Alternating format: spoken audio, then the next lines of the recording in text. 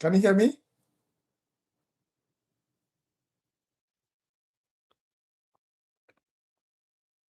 Good evening. Yes, okay. Oh boy. Sorry, guys. I was so busy today. So came back not too long ago and my laptop was hanging, so I couldn't do anything. That's why I didn't even start by 9 o'clock. It's just because of the laptop. So I had to put it off and allow it to rest for some minutes before putting it on now. If not, I'll be lagging. Still lagging, but it's better. Thanks so much. Yeah. So we are going to manage it now. I already ordered a new one, so it's going to come. I don't know. They said 15th. I don't know why it's taking too long. Hello, welcome.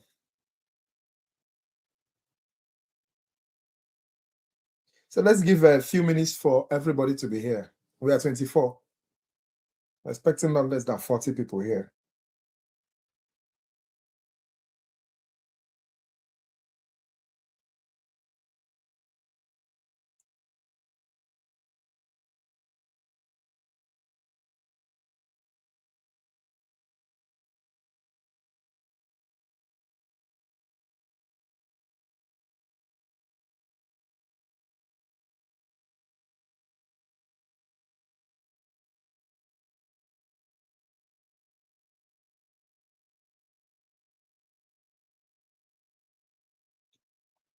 Okay, we're 28. So let's start. We don't have much time.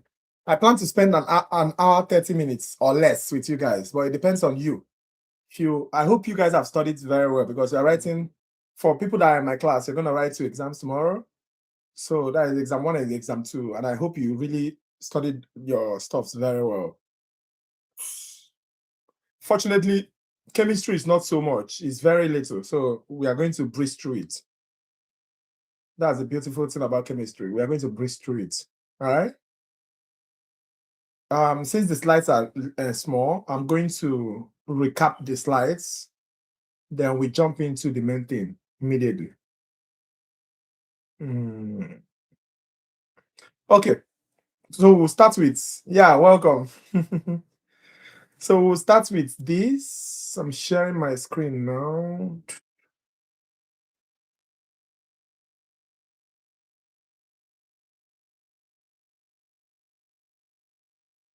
Okay.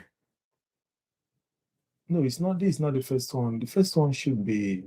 Okay, this is the first one. Okay. So we are discussing 3 chapters today for your exam. The first one is the building blocks, atom, isotopes, ions, and molecules. All right. Extremely important that you understand these concepts. I'm not teaching. I'm going to just breeze through it. It's just a recap so that you know what we are doing. All right. So for this particular lesson, you're supposed to know the structure of the atom, the atomic number, the atomic mass. Sorry, I'll be lagging because of this laptop, all right? But if I lag too much, tell me so that I can slow down. Because most time when I talk too fast, it doesn't catch my pace. So we're going to discuss the structure of the atom, the atomic number, the atomic mass. Let me zoom it a little. Looking so tiny.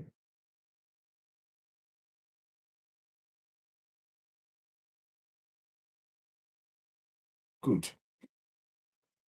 So we're going to discuss the structure of the atom, the atomic number, the atomic mass, the isotopes, the periodic table, electron shells, the Bohr model, electron orbitals, chemical reactions, molecules, ions, ionic bonds, covalent bonds, and other bonds, and its interaction. All right. So we're going to take chapter 1, chapter 2, chapter 3 recap. Then we'll start the questions. The questions are not much. The exam questions are very few.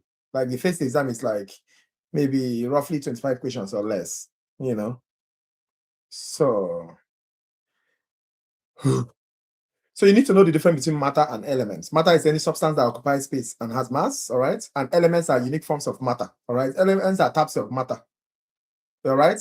And they are this type of matter with specific chemical and physical properties that cannot be broken down into smaller substances by ordinary. The tag word there is what? Ordinary chemical reaction, all right? Good. So you need to know the difference between matter and the elements. Extremely important. Oh, this thing, because I reduced it, let me see. Let me make it bigger. Perfect. Okay, so this is the structure of the atom, all right? It has a neutron, it has a proton. Yeah, welcome. It has a neutron, it has proton, it has electrons, it has nucleus, all right? So this is the definition of everything you need to know, starting from the atom, which is the smallest unit of an atom of a matter that retains all an element's chemical properties, all right? Then talk about protons, which is positive charge. Talk about electrons that are the negative charged, all right?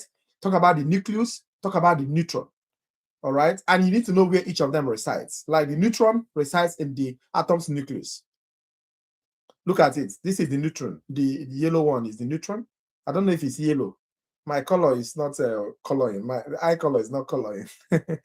So this is neutron, and this is what? This is the protons, the positive charge. All right. Neutrons are usually neutral. So neutrons and protons are in the nucleus in case of the ask you the location.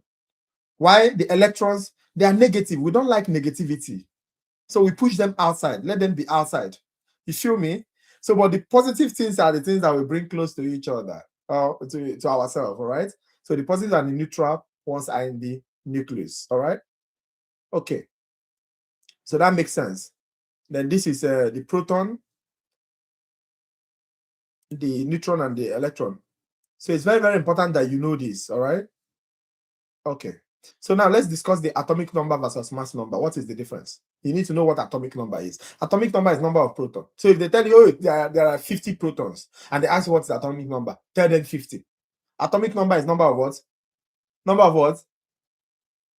I cannot hear you. I play too much. So atomic number is the number of protons, all right?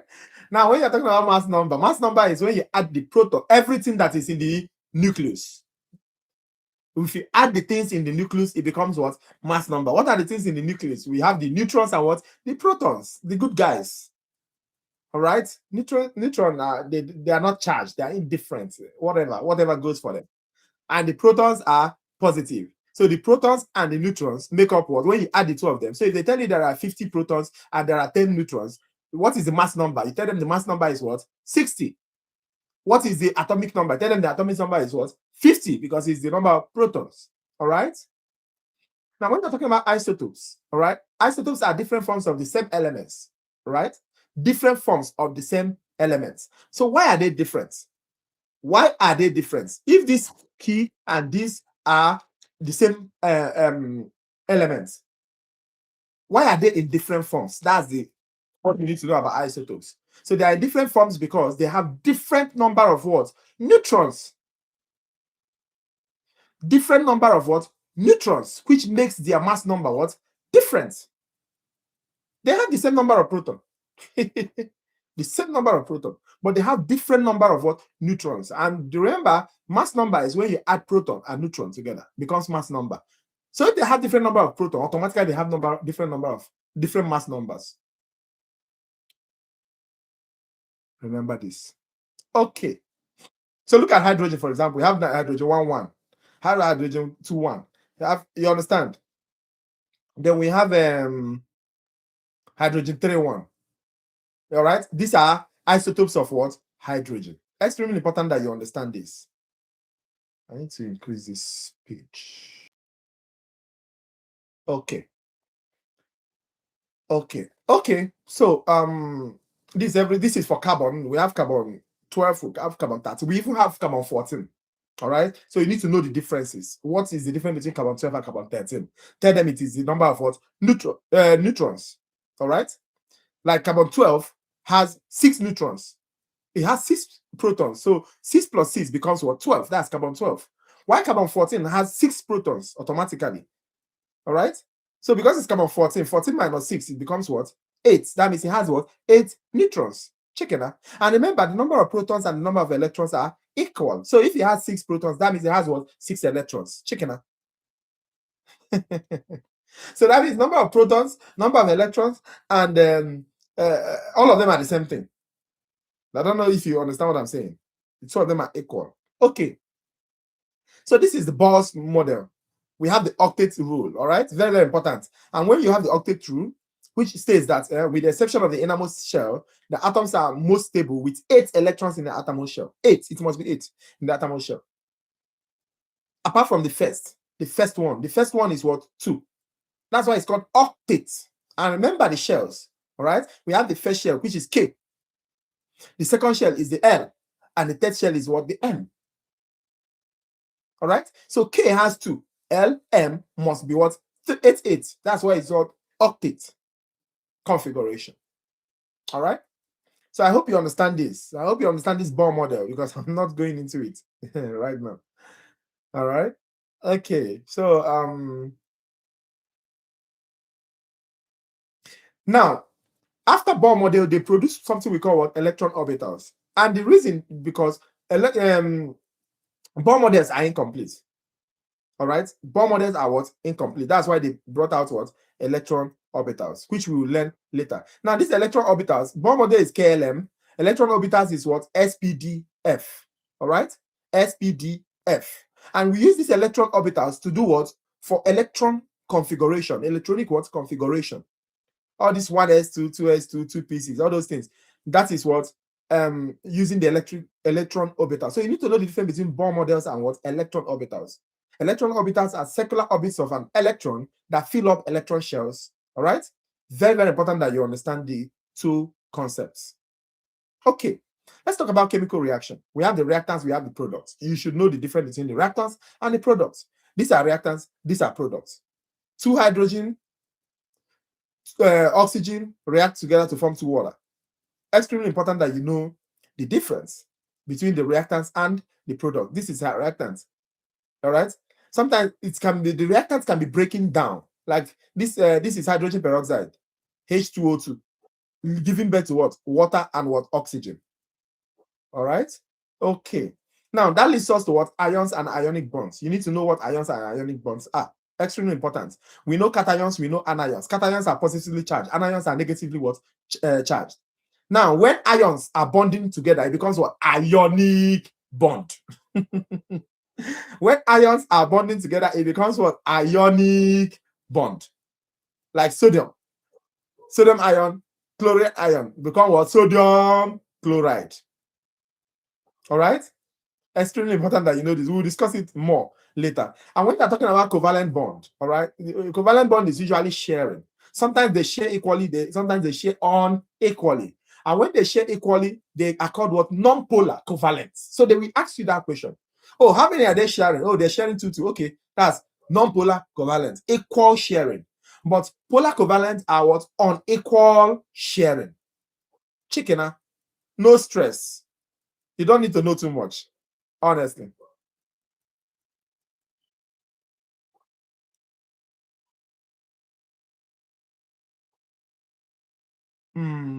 Okay. So that leads us to hydrogen bond. We'll still learn this thing later. All right. Hydrogen bonds are weak bonds. All right. We'll still learn them later. But remember this covalent bonding. All right. So this is 2.1. Hold on.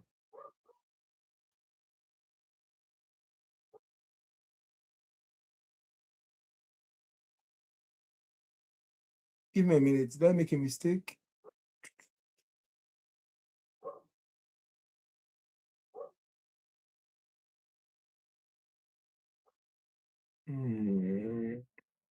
Okay. So no, I didn't make a mistake. So now let's jump into water. All right. Properties of water. Remember, we stopped here. We are talking about hydrogen bonds. All right. We are talking about water specifically. So we are jumping into.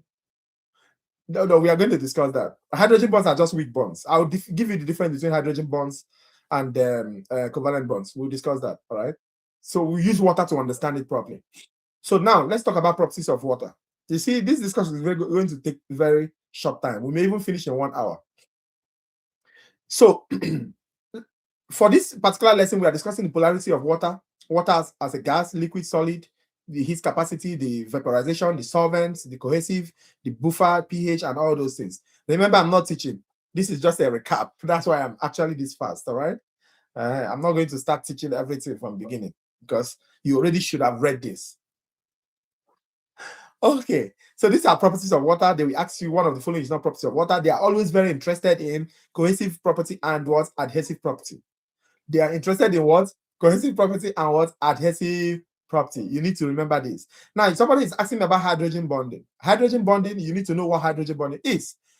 Now, using water as a case study, all right? When this is water as a case study, this is one water molecule, this is another water molecule. I hope you can see. Can you see my mouse? Please, if you can see, say yes. Type yes, type yes, type yes. Can you see my mouse that's hovering over? Yes, okay. Okay, perfect. So this is one water molecule, this is another water molecule, this is another water molecule. So let's look at the three of them like a family. Thank you. So the three of them are like three different families. Each water molecule is one family. Each water molecule is one family.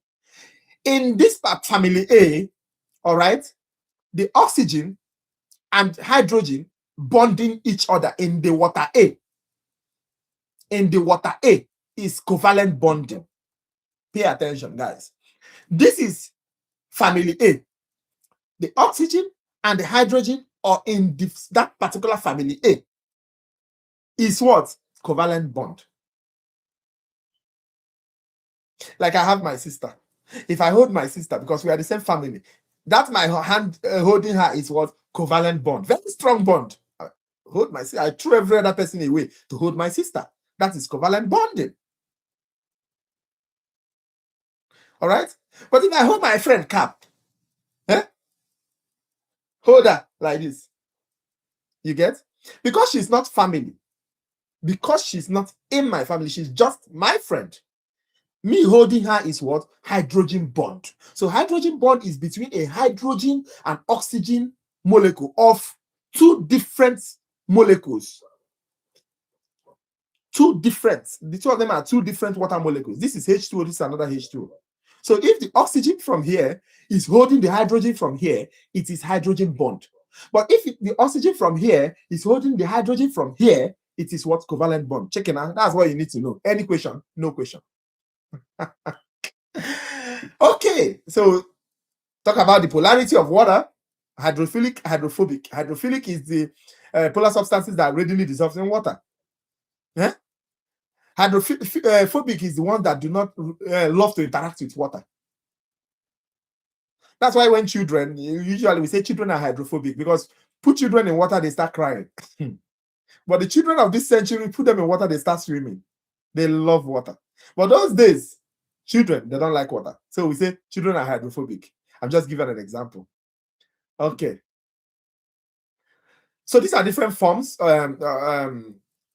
different states. This one, another characteristics. It can be gas, it can be liquid, it can be solid. All right. So you look it up later. Now let's talk about its quality, known as what? Heat capacity. The quality known as what? Heat capacity. So hydrogen bonding among water molecules causes water to have high specific heat capacity. All right. It can hold in heat longer than other substances.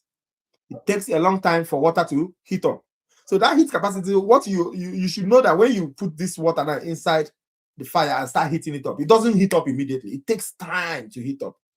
That's what we call heat capacity. So when you're talking about specific heat capacity, is the amount of heat 1 gram of a substance must absorb or lose to change its temperature by 1 degree Celsius. All right. So if I bring this substance, maybe I cut off this head, you see, maybe as even this head, I measure this head. First of all, I measure this head, and this head must be measuring what? 1 gram. Now, if I heat this 1 gram, all right, to 1 degree Celsius, I check the amount of heat. That amount of heat is known as what? Specific heat capacity.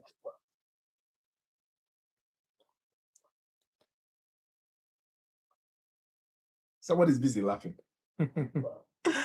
Okay, and the specific capacity of water is 1 calorie. Very, very important that you know this. All right. Now, this is heat of vaporization. Heat of vaporization is just the amount of energy required to change 1 gram of a liquid substance to gas. All right.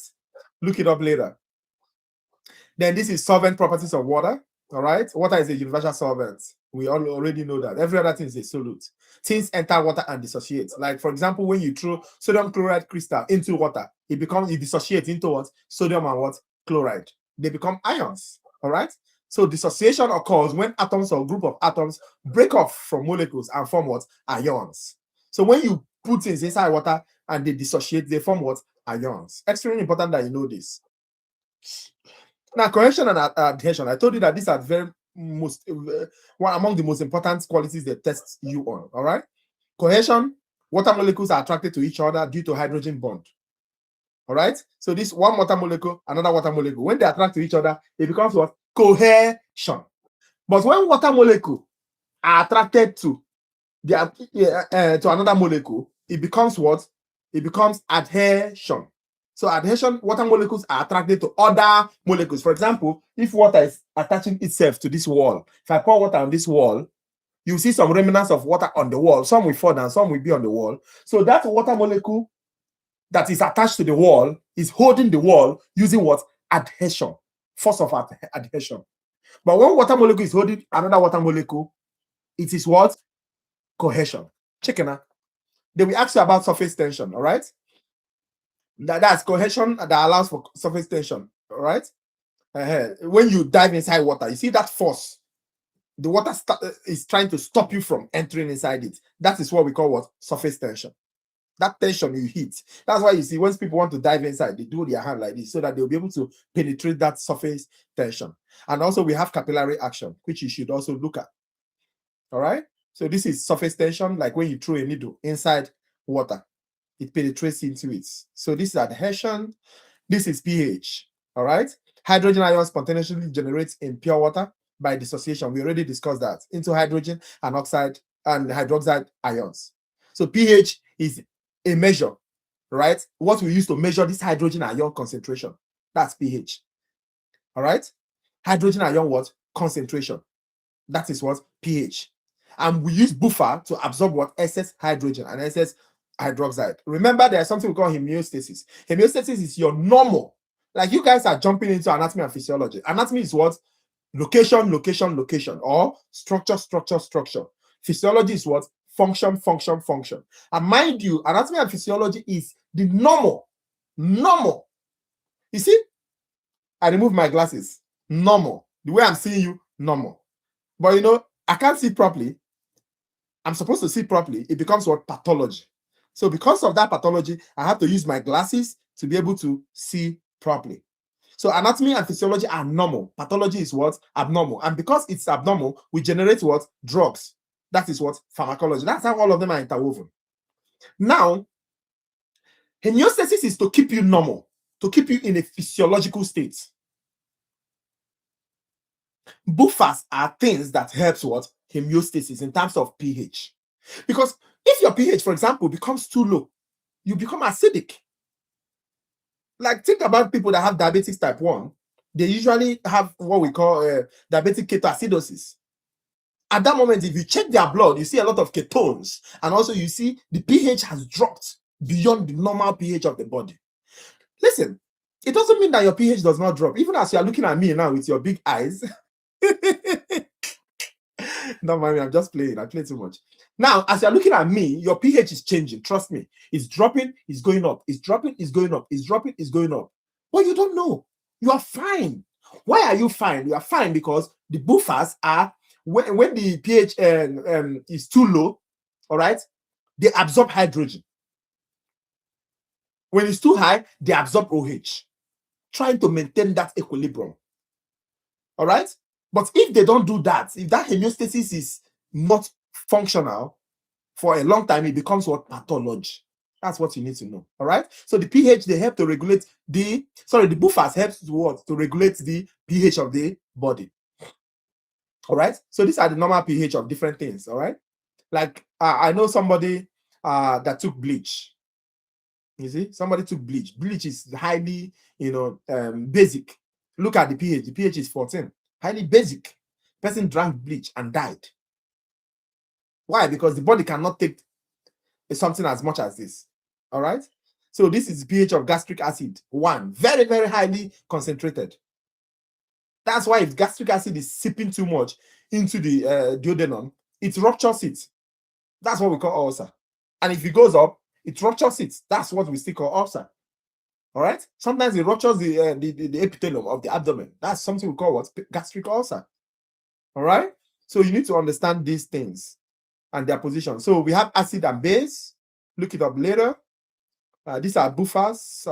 You will learn buffer more when you go to anatomy. All right. Okay. So let's jump to the last part of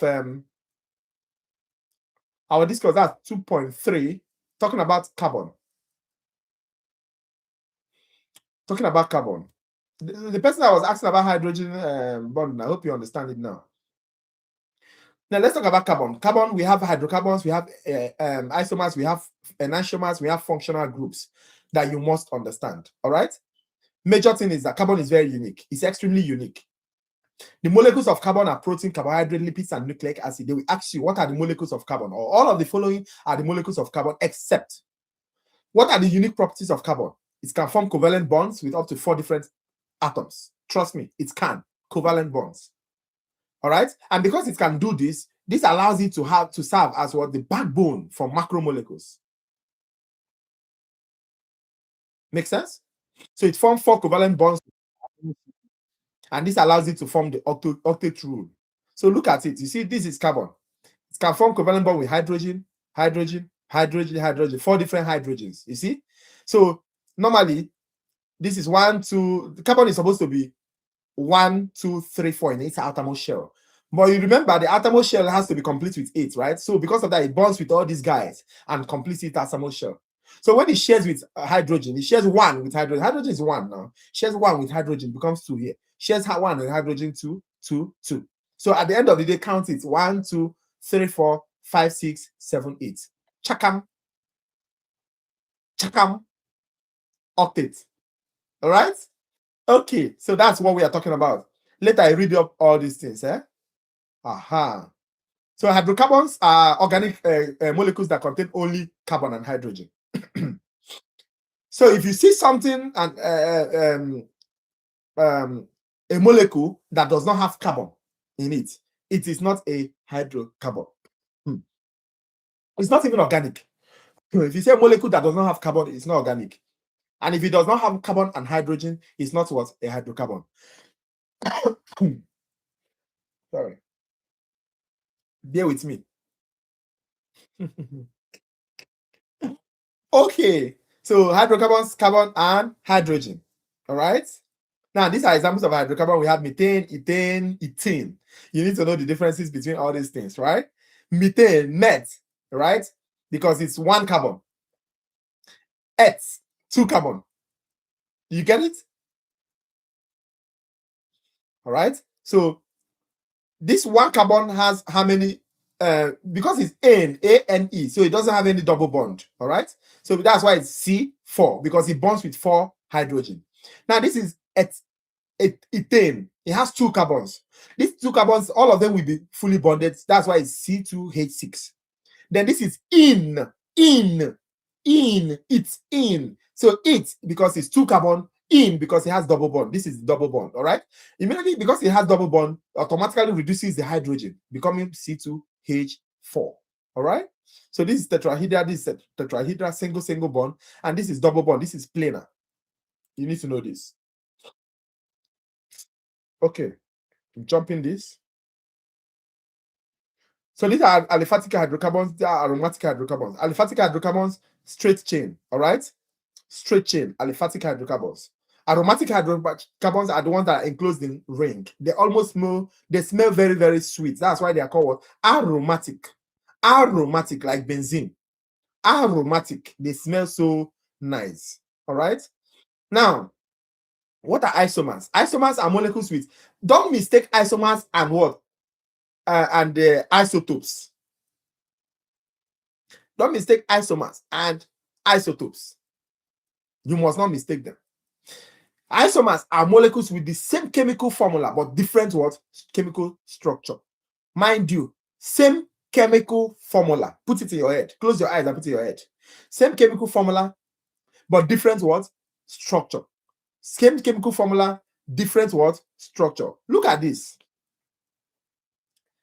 We let me see. Okay, so we use this example here. This is butane, this is isobutane. All right. If you look at it, the chemical formula, the same thing, C4H10, C4H10. But when I draw the two of them, it becomes different. When you draw it in the structure, it becomes different. You see an example, all right? Now look here. If you look here, you see that there are different types of isomers. We have structural isomers. Look at the structural isomer. This is butane. This is isobutane that we mentioned initially. You see this butane, the two of them are C4H10. Look at it, C4, 1, 2, 3, 4. How many H? 1, 2, 3, 4, 5, 6, 7, 8, 9, 10. So if you count this one, it's 1, 2, 3, 4. The two of them are C4H10. The same chemical formula. But I draw this differently. I draw this differently. This one becomes what? Isobutane. This one becomes what? Just normal butane. You see it? So this is an isomer. All right? And it is called structural isomer. Now look at these guys. This is called what? Geometric isomers. All right? Geometric. You understand? Because of their arrangement. Why? This is cis2 butene. Cis2 butene. It is but because it's 4 carbon. 1, 2, 3, and 4. It is in because it has double bond. This guy is also butene. 1, 2, 3, 4. And it is two double bonds. So what is the difference? One is cis, one is trans. Look at the difference. You see? If I put the chemical formula for these two things, they will be the same thing. The chemical formula is the same thing, but the structure is different. Look at it too. This is CH3 here. This is CH3 here. This two CH3 is on the same side. That is called what? A cis. Cis2 butene. But look at these two. This CH3 is in this side. This CH3 has changed position, changed location from this side to this side. It becomes a trans. So we all know what a trans is. So we have structural isomer, we have geometric isomer, and we have enantiomer. Enantiomer is mirror image. All right? If I'm looking at a mirror, I'm seeing myself in opposite direction. That is enantiomer. That image, all right, is my enantiomer. All right? Okay, so I believe that all of you know that. So here they explain the enantiomer. There are molecules that share the same chemical structure and chemical bonds, but differ in three-dimensional placements of atoms so that they are non-superimposable. You cannot put them on each other. No. All right? Or they are structural mirror images of each other. So you need to remember this. All right? So these are different functional groups that you should know. They will test your functional group. This is hydroxyl. All right? Then this is methyl group, this is carbonyl, this is carboxyl, this is amino, this is phosphate, this is sulfur hydryl. All right, you need to know these different images. All right, so I think that is it. It's ended in functional group, right? Yes. So that's chapter. This is chapter 2. This is chapter 2. Okay, so it ends in that. So let's take questions. Are we ready? I hope I didn't lose anybody in this recap. I know I was very fast, but I have to be. Are you ready, guys? Okay, good. Somebody said no.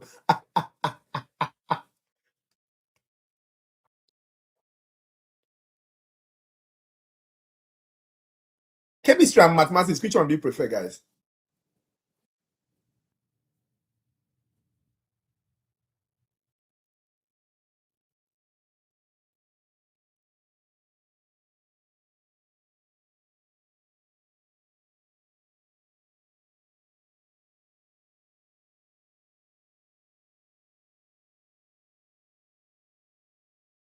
All of a sudden, everybody's liking maths. When we were doing maths, people are like, no, I don't like mathematics. I don't like mathematics. Now everybody suddenly is in love with maths. Interesting. Interesting.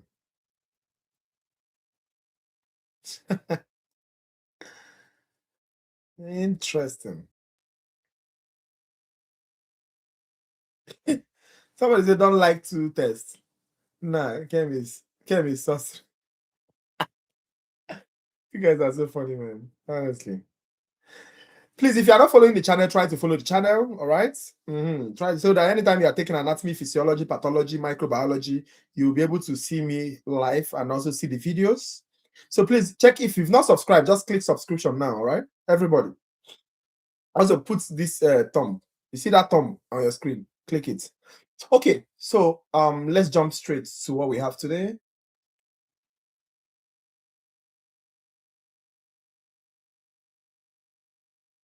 Somebody said I should drop chem grade.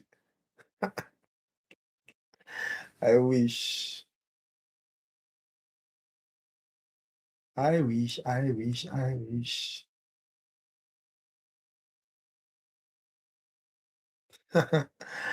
Nah, nah, nah, nah, nah. Okay, guys, time up. Let's start.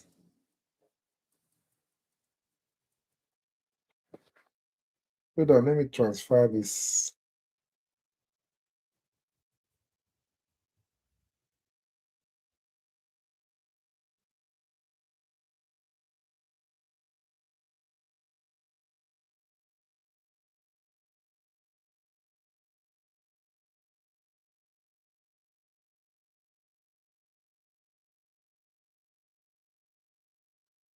Okay, ready. Okay, so let's go, guys.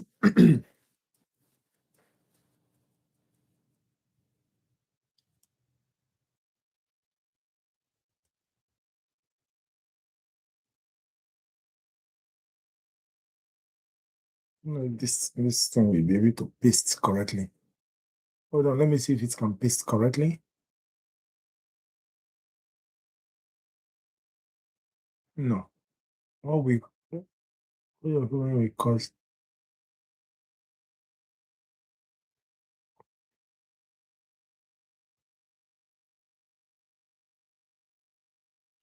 Hold on.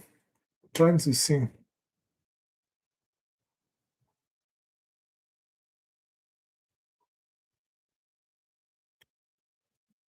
No, it's not pasting as I wanted it. Hold on, just give me a moment, all right?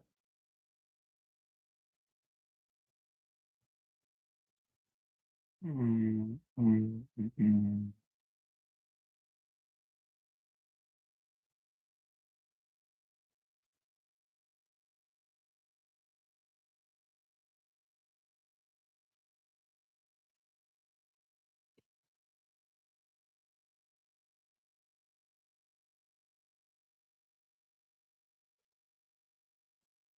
Just a moment. I'm trying to paste this question, but it's not. Some part of it is not. I think it's because of the chemical elements that they put there. So I don't know why it's not going. And I need it to go.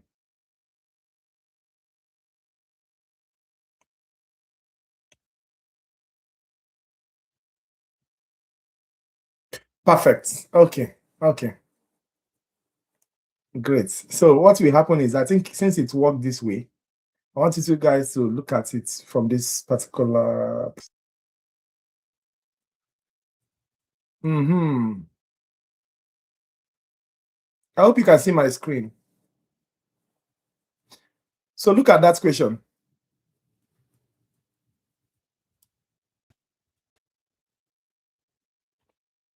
I don't know if you can see it, but let me make it bolder. Okay. So look at that question, guys. The spirit is not happy with this. We cannot see the screen. How can't you see my screen? You can see my screen because I can see it. Hold on. Can you see it now, guys?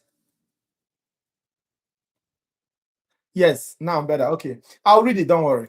Which of the following will cause 49 up Ti down to configure to isotope 46 up Ti down? Select the correct answer. A, remove 3 neutrons, remove 3 protons, change atomic number, add 3 electrons. These are very straightforward questions. Very, very, very straightforward question. So I need you to give me the answer, guys.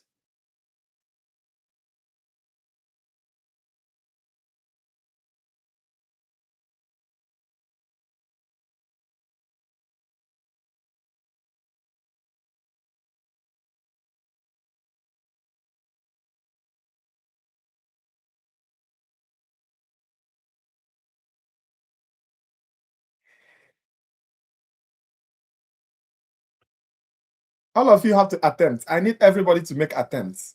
All right. What's the answer? What's the answer, guys?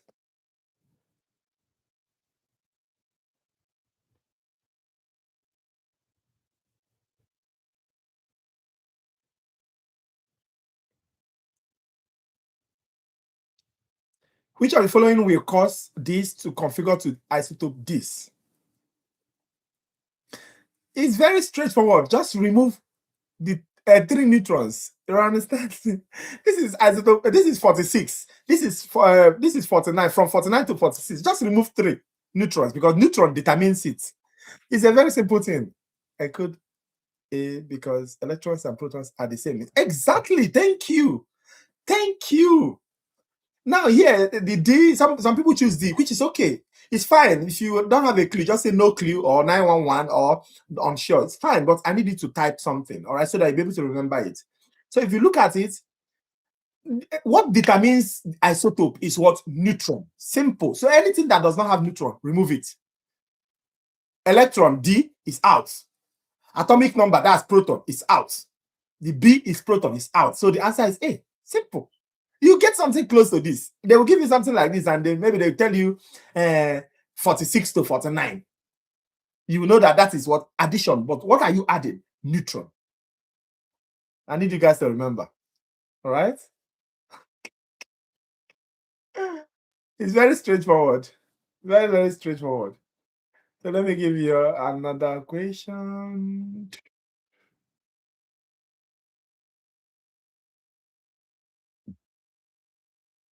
Yes, and another thing you need to know is that there are a few questions that you have to put in. Not all the questions are sub-objective. All right? A question like this, they won't give you option. Look at this question. There is no option for this question because they expect you to know it. If zirconium has an atomic number of 4, listen, don't be afraid of the name. Left for me alone. You don't even need to worry about the name. All right? Zirconium. You say, hi. Oh, Jesus. Zarco. You start putting your hand on your head. You're already confused. People, don't get confused. All right? So if zirconium has an atomic number of 40 and a mass number of 94, how many protons does it have?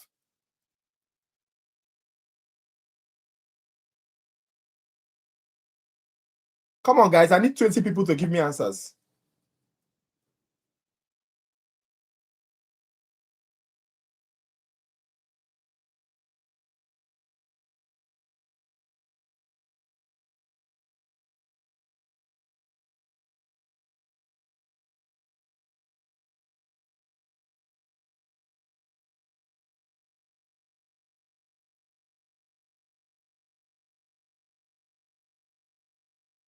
Yes, you guys are so correct. The answer is 40. It's very, very straightforward.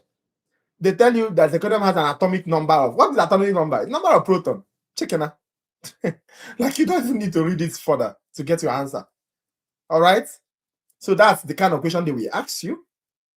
They can tell you, give you another number. Guys, listen, they can give you another number, but I need you. This is just for you to guide you on how to choose these answers. All right.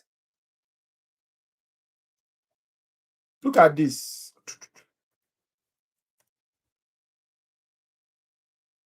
Quickly, guys. What's the answer to this? I like the way you guys are so fast because it will help us finish quick. I don't even have a lot of questions to give you guys.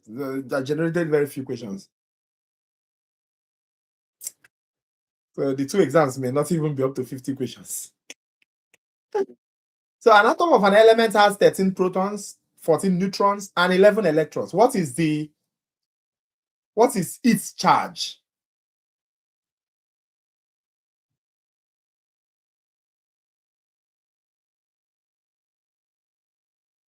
Mm-hmm.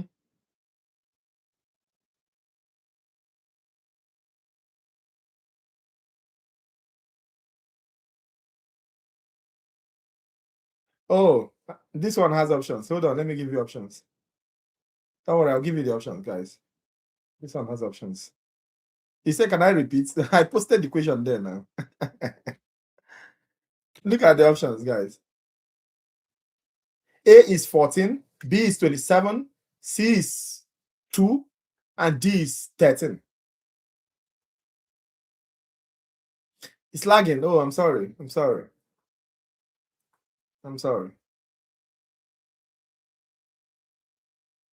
I wish I could help.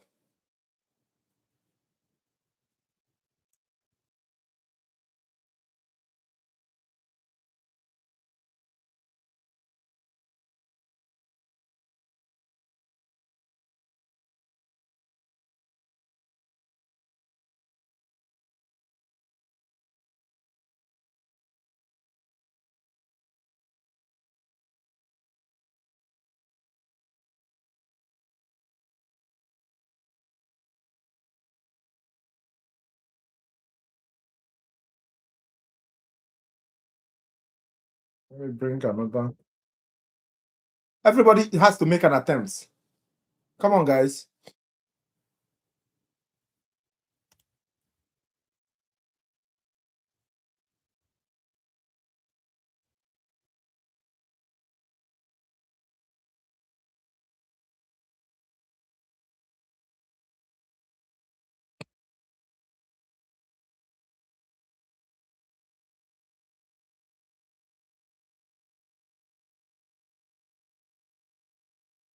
What's the answer, guys?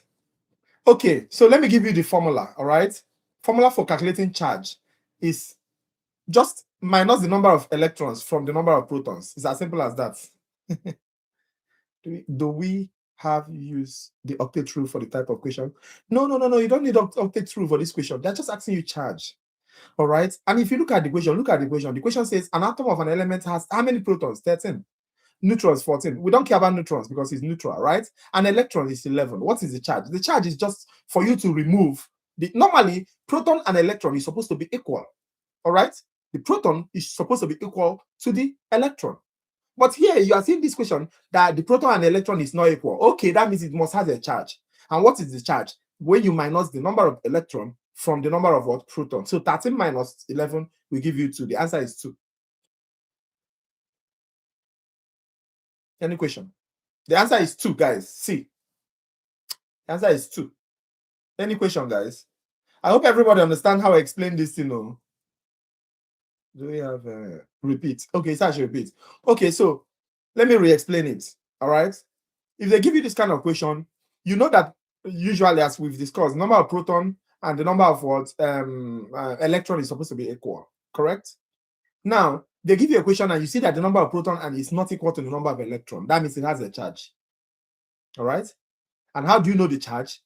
13, that's number of proton minus the number of electron. So 13 minus 11 becomes what? 2. The charge is 2. All right. The charge is plus 2. It's usually plus 2. But if they are, okay, let me give you an example. Assuming they say the number of proton is 11 and the number of electron is 13. All right. It will become what? Minus 2. It becomes minus 2. It's as simple as that. It's actually that straightforward. Okay. But, they don't usually test you on that. Just know that, okay, the charge is 2, and you move. Okay. Good. Got it. Okay. Perfect. Let me see.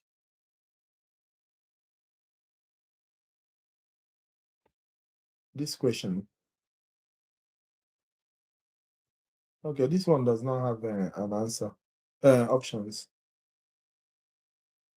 So some of your questions will not have options. So, guys, how many electrons are located in the valence shell of a neutral arsenic atom? Somebody will be like, Jesus. Oh, what is arsenic? What is arsenic?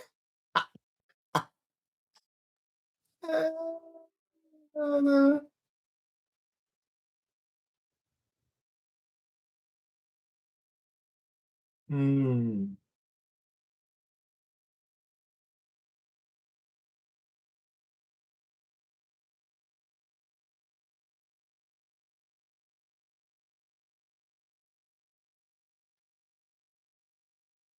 But this, I think, I don't know. Are they supposed to give a pointers?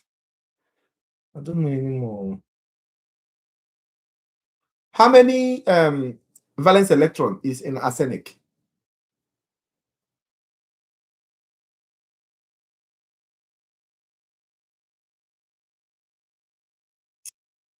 But this arsenic, is it not up to 30? Okay, let me give you guys a pointer. Arsenic has an atomic number 33. He has an atomic number 33. Arsenic.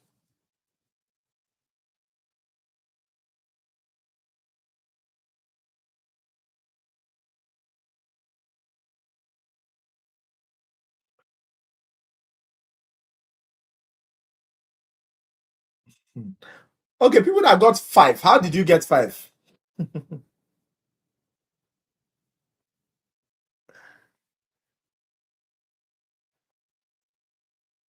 Hmm? So there are different ways. Okay, guys, the answer is actually 5, but I know a lot of people may not get it. That's why I'm trying to tell you about this question as soon as possible. Now, arsenic is number 33. All right. And in the periodic table, arsenic is in group, which group again? It's in group 15. You understand? And all group 15 has 5 valence electrons. You understand? That's another reason why we studied the periodic table briefly. Arsenic is in group 15. Yeah, in group 15 or group 5. I think group 5, not group 15. Arsenic is in group 5. And all group 5 has 5 valence electrons. And another thing you need to know is that you can use the electronic configuration to get this question. All right. Now, let me show you. I don't know if I have to show this thing. Let me show you this. Hold on, let me share this again. Hold on. Okay. So let me share this word now. Let me look for the writing. Where do I always get that draw? Okay, drawing, right? Yes, drawing. So I hope all of you can see what I want to do now. Somebody saying, no, I don't know. Because no option. Yes, there's no option. No. You said the only know the first 20 elements. The answer is yes. I said only know the first 20 elements by heart. All right. But I saw this question and I'm telling you about this question now. So pay attention now. Arsenic is number 33, actually. So if I want to write the electronic configuration of arsenic, electronic configuration, not Bohr model. Electronic configuration, not Bohr model. All right. What do? I start with 1s. 1s2. Oh, this thing is not writing properly. 1s2. Then the next one becomes what? 2. This thing has filled. The first shell has filled because of its 2 electrons, right? Then we go to the second shell. Because the second shell is 2s. Second shell, you have to start with s again. All right. That's for electronic configuration. For people that understand the electronic configuration very well, I'm trying to explain it to you how we got 5 in the valence electron. All right. So we have 1s2. You have 2s2. Then after s2, we have 2p6. 2p6. This second shell has filled because second shell is 8. It's supposed to be 8. So 2, 8. All right.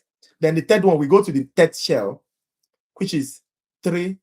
We start with s again, 3s. The maximum for s is always 2. 3s2. Then we go, it becomes 3p6.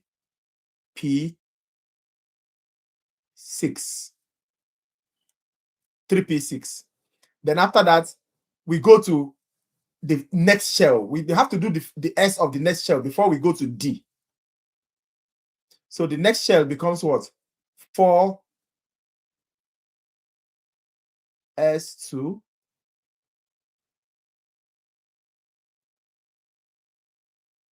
Then 4p3.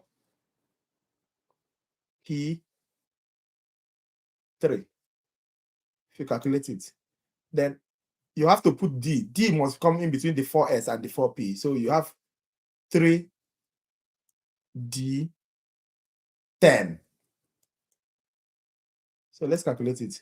This 2 plus 2, 4, 10, plus 2, 12, plus 2, 18, plus 2, 20, plus 10, 30. Maximum for D is 10. So plus 10, 30, plus 3, 33. So this is 33 for arsenic.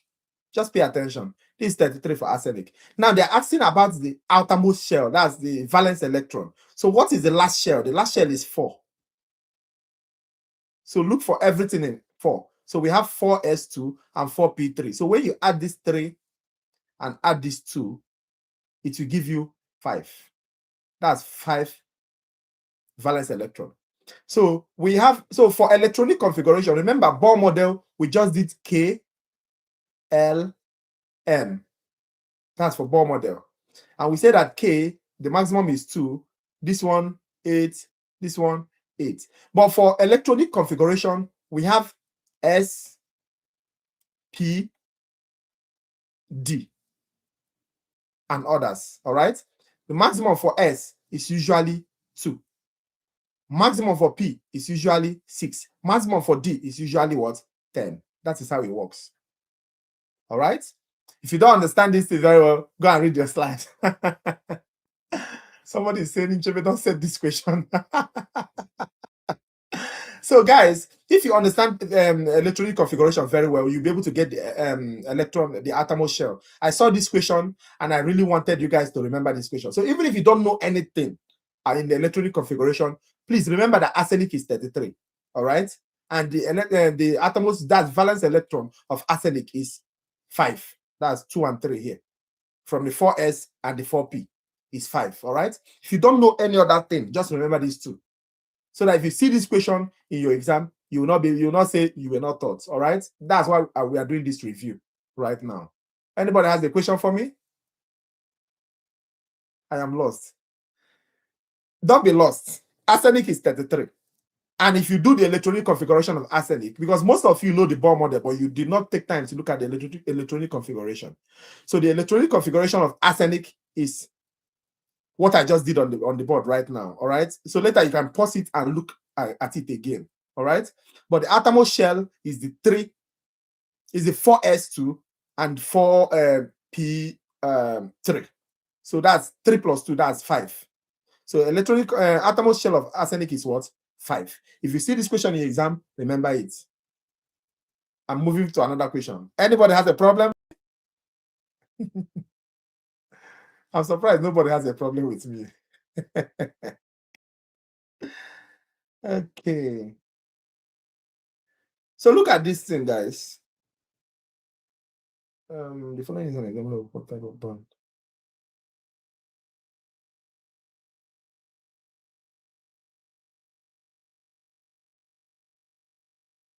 Look at this equation, guys. Hold on.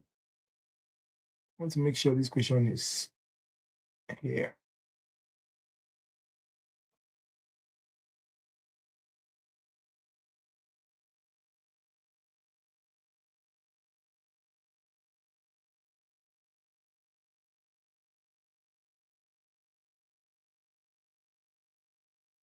Okay, look at this guy, this question.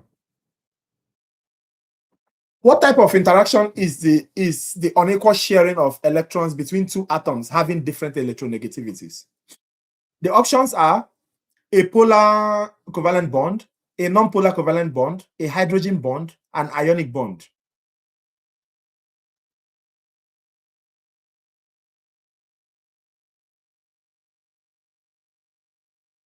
Everybody, don't tell me that other question made everybody sleep. Just know arsenic and you'll be fine. What type of interaction is the unequal sharing of electrons between two atoms having different electronegativities?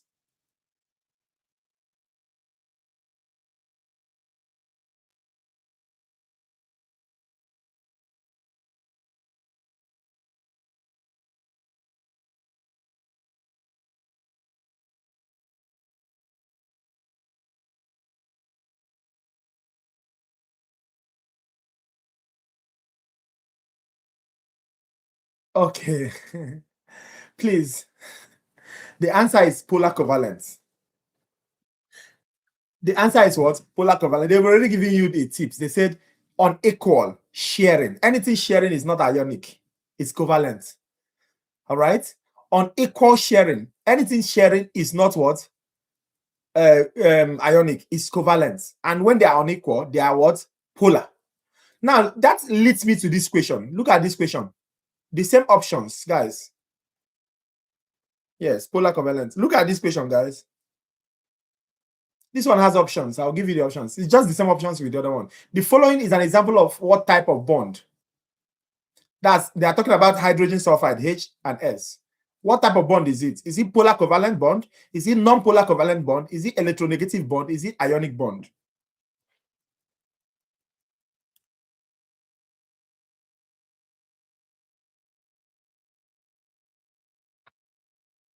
Somebody say chemistry is so difficult.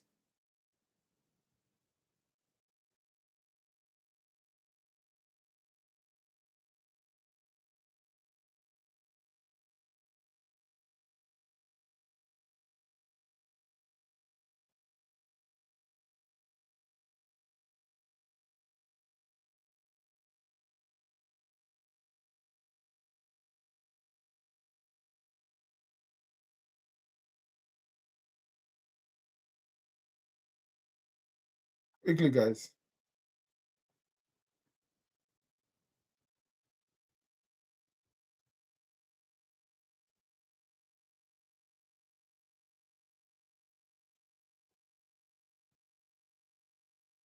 Don't know. Yes, it's okay. If you don't know, it's fine.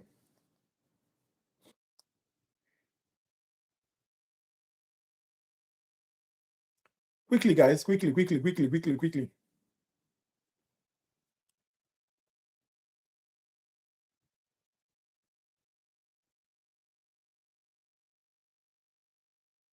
Everybody has to make an attempt. And the faster we do this thing, the better for we finish very fast, guys.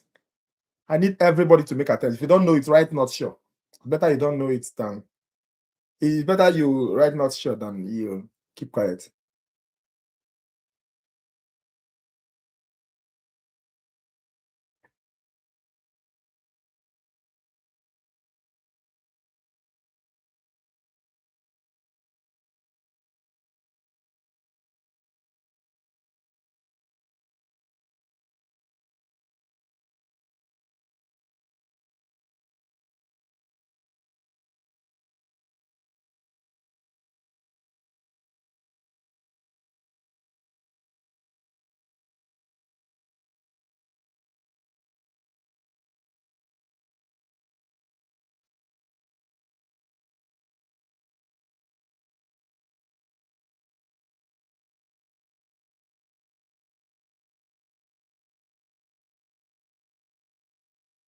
This question.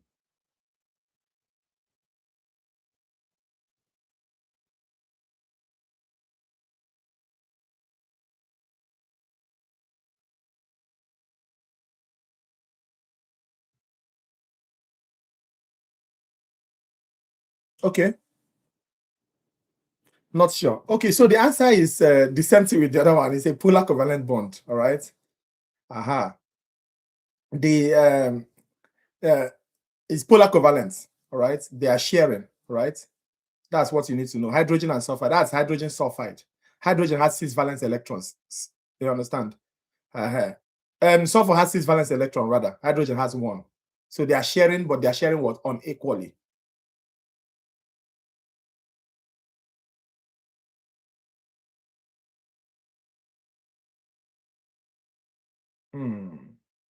Where is this question now? There's a question I'm looking for, and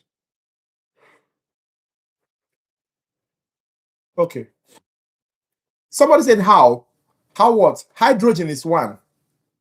Sulfur is I think 6. They share, they actually share, but they are sharing unequally. That's what we are talking about. This person is bringing hydrogen is bringing only 1. You understand? Then the remaining thing is brought by what? Sulfur. That's why it's unequal sharing.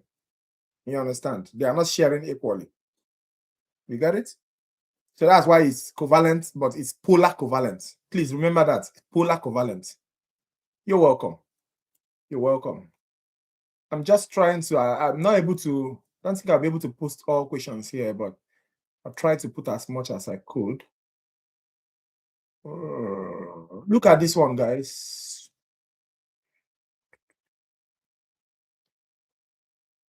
Oh,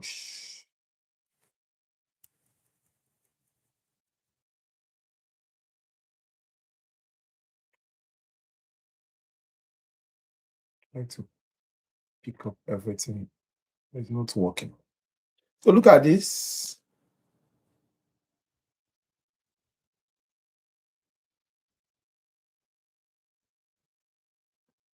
Look at the options.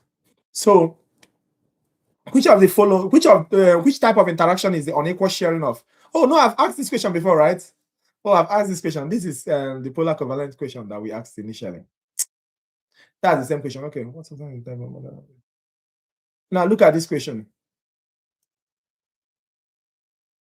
No, that's fine. That's fine. I just made a mistake. Which sometimes is a moment.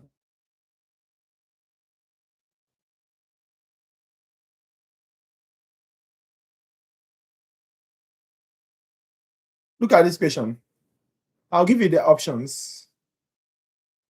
Option 1, bicarbonate. A is bicarbonate, B is oxygen, C is carbon, D is nitrogen.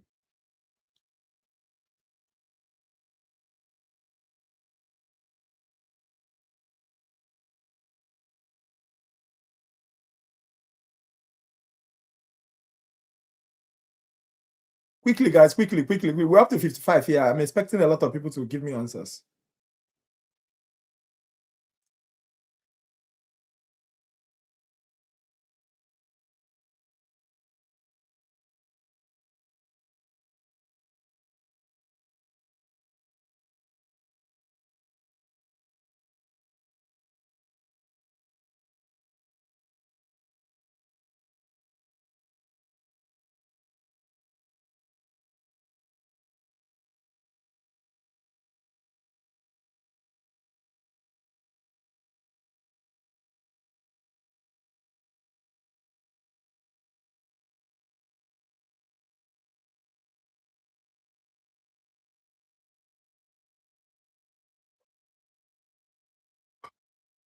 What's the answer, guys? Everybody. Right. More. Hurry.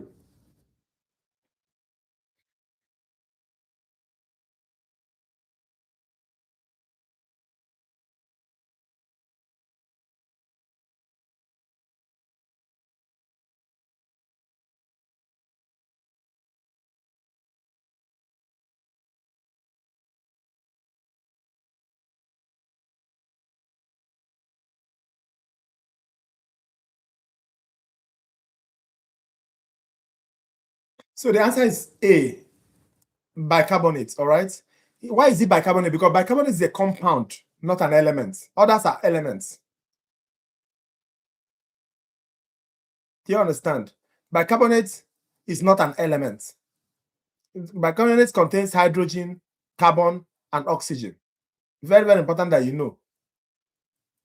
So it's the one that is not an element. It contains carbon, hydrogen, and oxygen, 3 different elements combined in one. It's a compound, all right? So it's a very straightforward question. You see how easy the question is?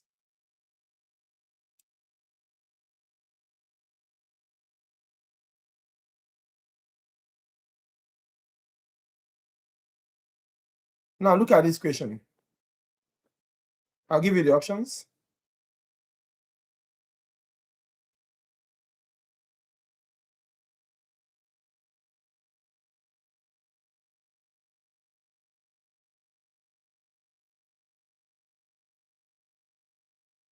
Look at the options, guys. Which element do you expect to have similar chemical characteristics to sodium?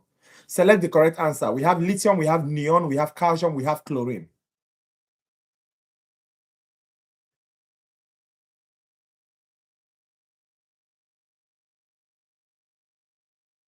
Yes, that answer is A.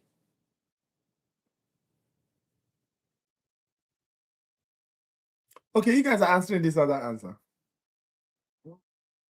Come on, guys. Come on. More people should respond to this particular answer. More.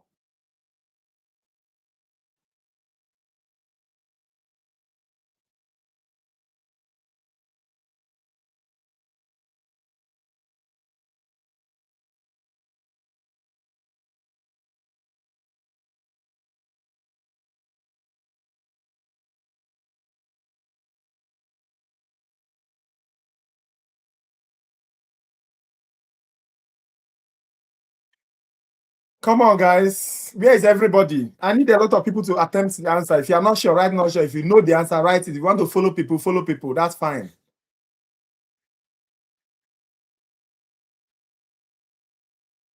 Okay. Yes, you guys are very correct. The answer is lithium. And why is it lithium? Because lithium has similar chemical characteristics to sodium. All right. Both of them are in the same group 1 on the periodic table. They are alkali metals. So it's as straightforward as that. Remember the rules. What are the rules? Same group have similar properties. All right. Elements in the vertical group, that's the vertical column, that's the group, they have similar chemical properties because they have the same number of what? Valence electron. All right? The same number of what? Valence electrons. So sodium and lithium, the same number. Alkali metals. All right? Even lithium, sodium, even potassium self. I think yeah, all of them are alkali metals. They are in group 1. What was the answer to other question? Which one is the other question? Yeah, someone is asking about periodic table. These questions are like testing you on the periodic table. All right. Because if you know the periodic table, superficially, you will know that, okay, since they are in group 1, in short, if you check the two of them, their valence electron is 1. That means they're in the same group. It's as simple as that. And if they're in the same group, they will have the same chemical properties. Somebody said the same about the elements. Bicarbonate is not an element, it's a compound. Others are elements. They're asking you which one is not an element. Bicarbonate contains carbon, hydrogen, oxygen. All right, it's a lot of elements in one. Thank you. You're welcome. Okay.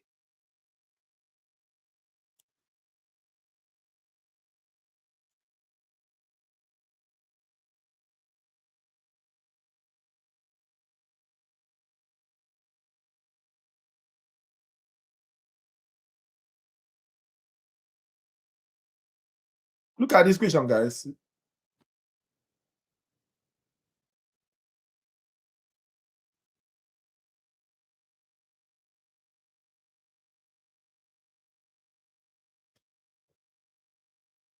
The strong base, barium hydroxide, is added to a solution. How will the pH of the solution be affected?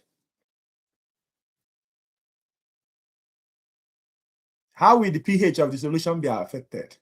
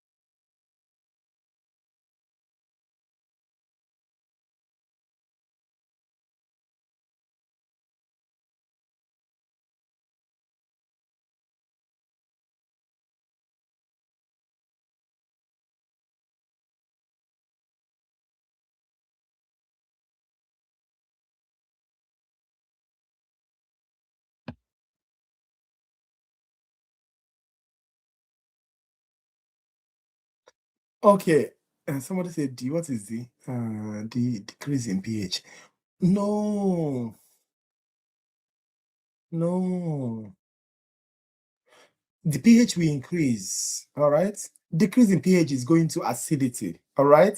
So the pH, and this they say this question they are asking them, they say the barium hydroxide is a strong base, so it will draw the pH back. All right. So it will decrease the pH. It will increase the pH, rather. Am I crazy? It will increase the pH. All right. So the answer is A, not D. Please, the answer is A, not D.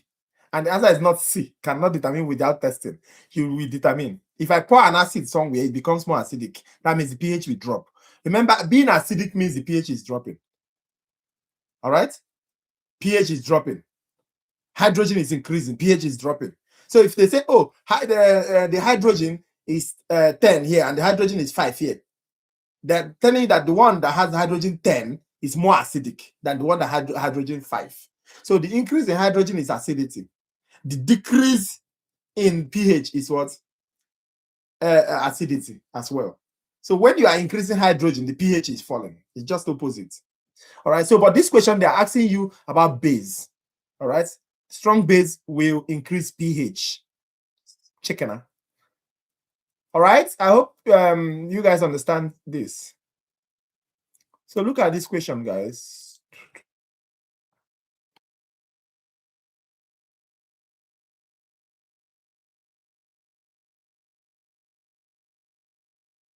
Look at this question.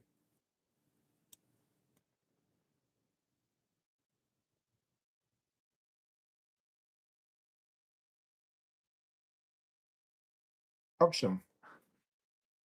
So homeostasis is the ability of an organism to maintain constant internal conditions, such as body temperature. Which of the following is an example of how acids works to maintain homeostasis?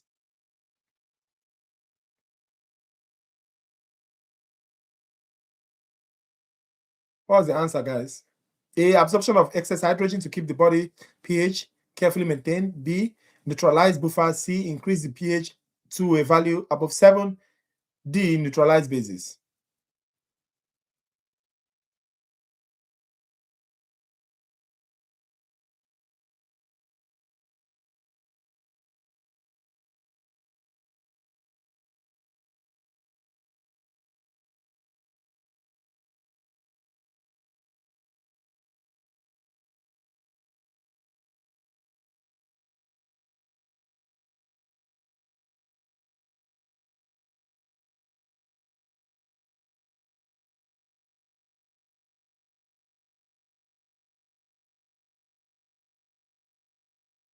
Come on, guys. Come on. Just 6 people.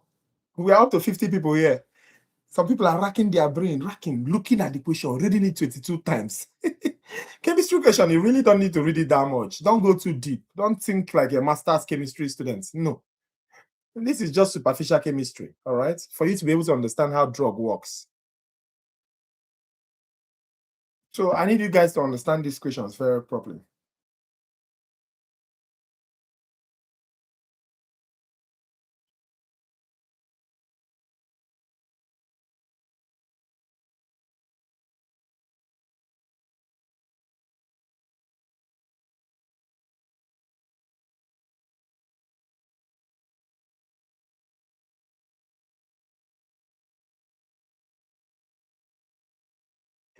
Still few people. Okay, let me move. I don't want to waste time. Yes, the answer is what? Let me see. What are you guys choosing? Somebody choose D, neutralize bases.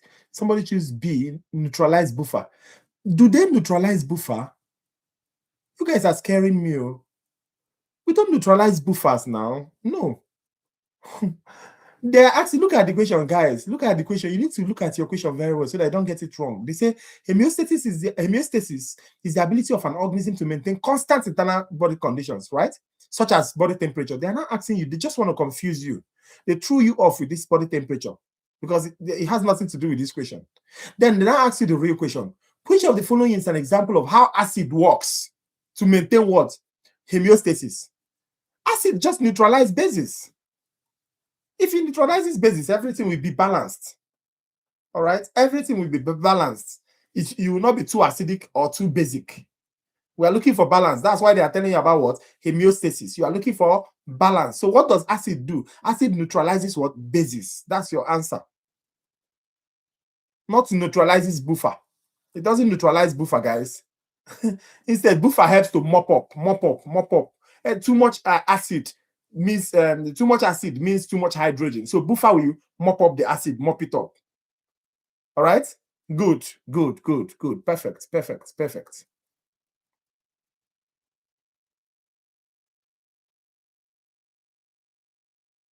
Perfect. Eureka. Look at this, guys. You pick your answer from the options.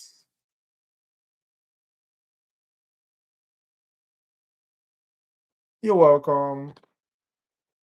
Look at the options, guys. Which of the following is the property of water that is critical to maintaining life? Hydrophilic molecule, hydrophobic molecule, low heat capacity, heat of vaporization. Or high heat of vaporization, rather.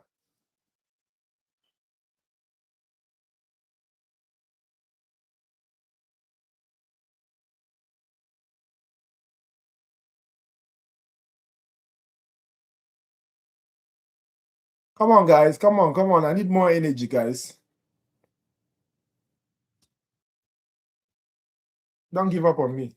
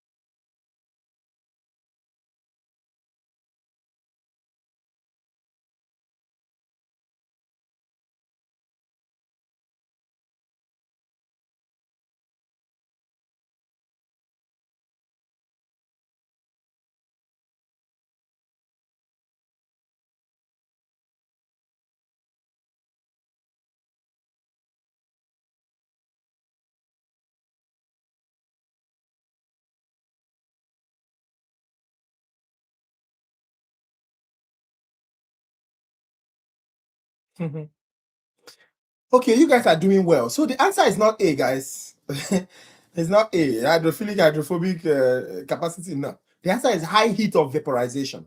And you need to understand why. Because water has very high heat of vaporization. For water to become vapor, just 1 gram of water, for it to become vapor, all right, it needs 540 calories of heat energy to convert to vapor. And you guys need to understand this thing very, very well. So because of this very high heat compared to other substances, all right, that is how water, that is how cooling happens. That's how cooling happens. So when you are sweating, that means you are having high body temperature. Water starts leaving your body. That 1 gram of water that leaves your body takes almost 540 calories of heat. You see it? Wisdom. It reduces your heat, your body temperature immediately. That vaporization reduces your body temperature. Without water doing that, right? Assuming water has low heat of vaporization, it means that all the water in your body will dry up before you cool down. But this one little water that evaporates as you are sweating, one that evaporates takes a lot of heat out of you. So you don't have heat exhaustion. Cools you down. All right? I hope you get that. So it prevents overheating. Very, very important. And also it helps to regulate the climate. All right? So that's why it's very, very, very important to life. I hope this explanation makes sense, guys. I hope you get the explanation. Got it. Good. Perfect. Perfect. Perfect. Perfect. I just have a few questions to go, guys. Very few.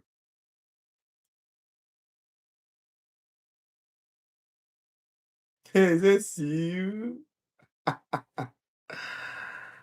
Hey, as a Madrid fan now, I hail you. I hail you. Okay. So look at this question, guys. Good, good. Makes sense. Good. Look at this question. I'll give you options.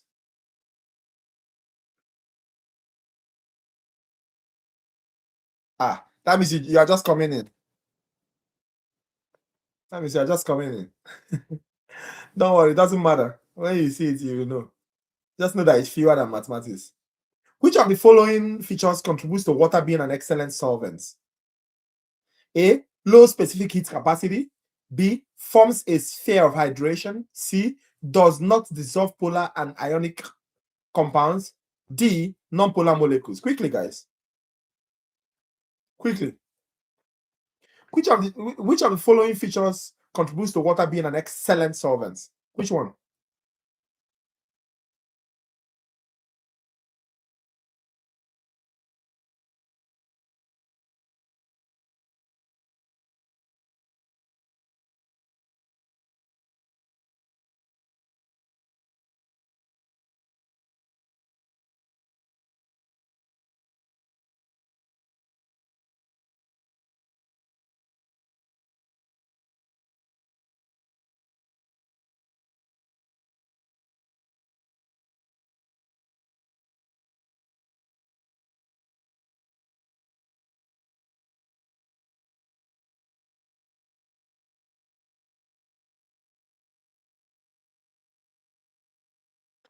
Come on, guys. Energy. I need energy. I need energy. I need a lot of people putting answers. Or if you don't know it, write not sure so that we can explain.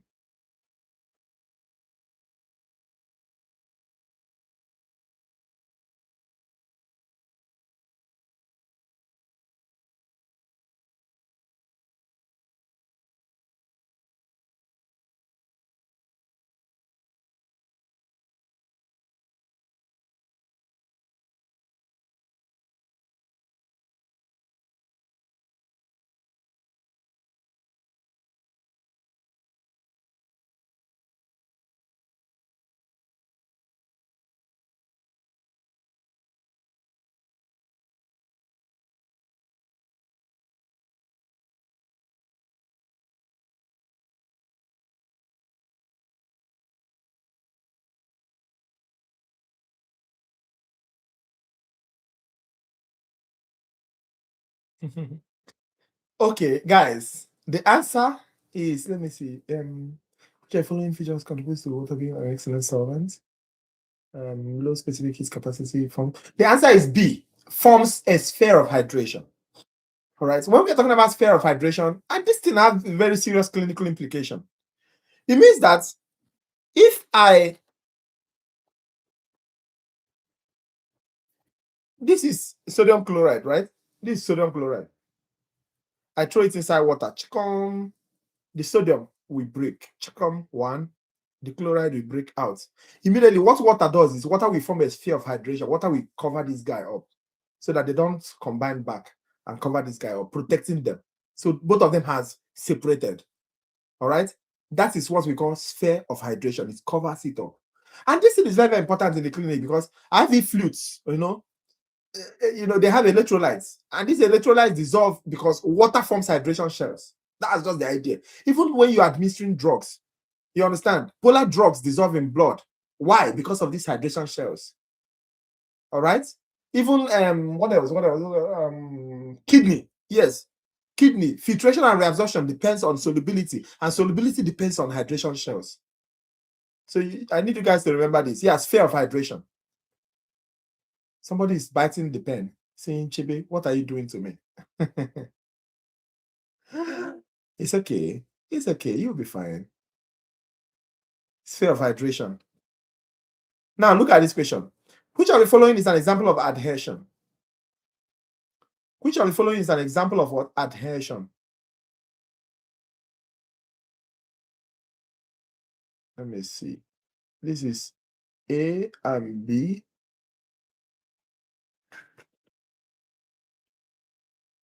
This is A and B. And this is C. This is C and D. So, which of the following is an example of adhesion? Select the correct answer. Water spreads out instead of forming beads when dropped on a charged surface. A small piece of paper floats on the top of water, even though the paper is denser than water.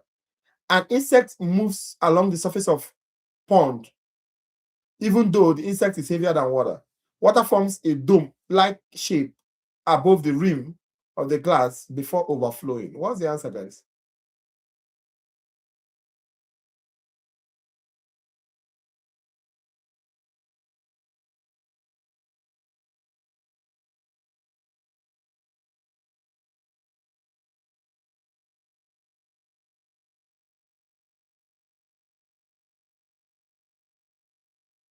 Good. Come on, guys. Give me the energy. Give me the energy.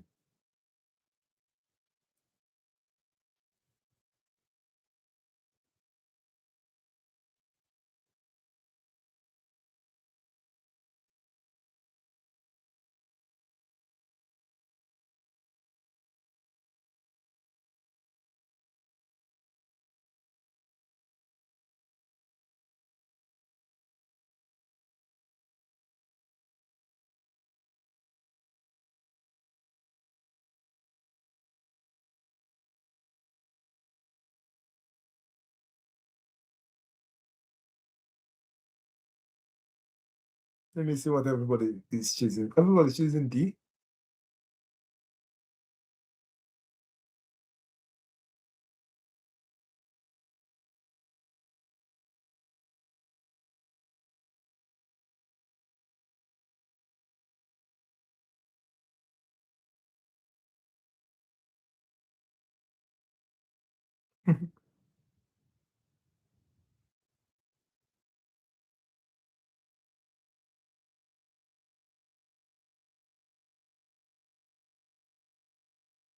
B.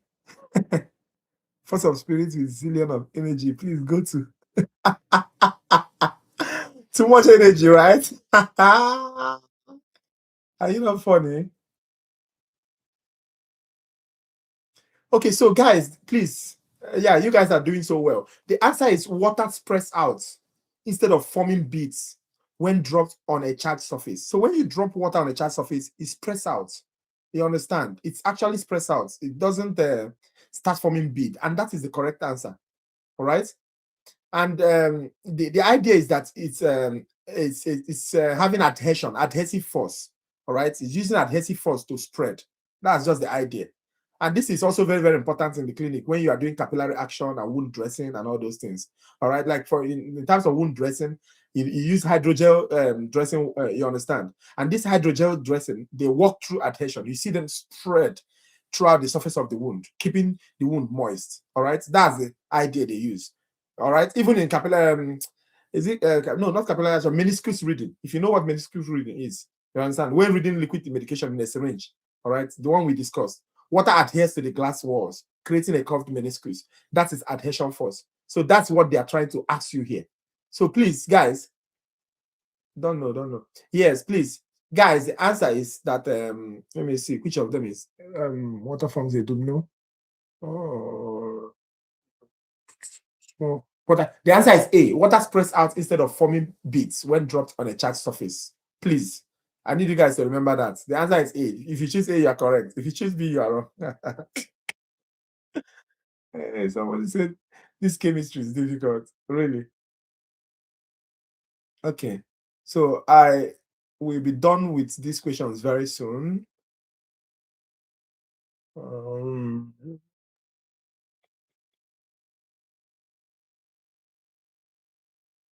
Yes, the answer is A.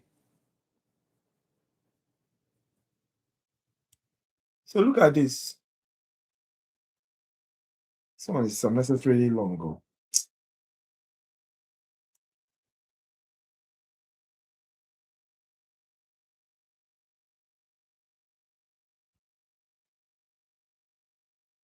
Hold on, let me ask this question properly.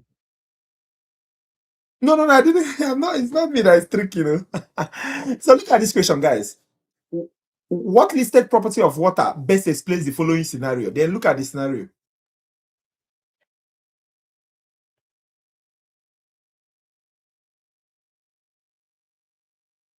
Look at the scenario here. You are at a lake filled. You're funny. You are at a lake filled with fish in the cold winter months. The lake freezes and creates a layer of ice on the surface. The next spring, the lake melts and the fish are still alive. Which property? Let me give you options. I know you are saying, Nchebe, give me options. Give me options. Options: the density of different water states, cohesion, ability to create a solvent, ability to buffer a solution. Somebody said miracle. Okay, miracle. You guys are funny, man.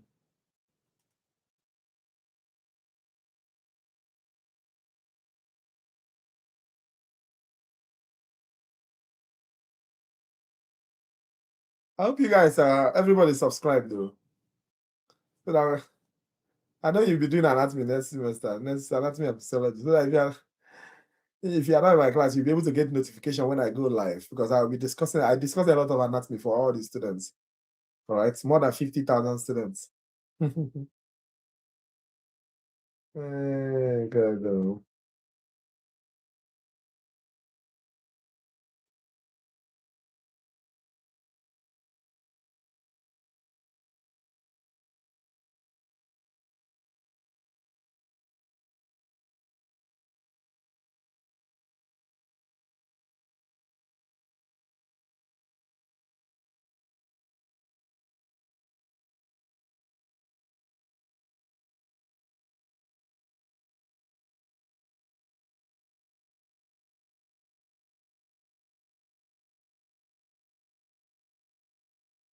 Come on, guys. Come on. More energy.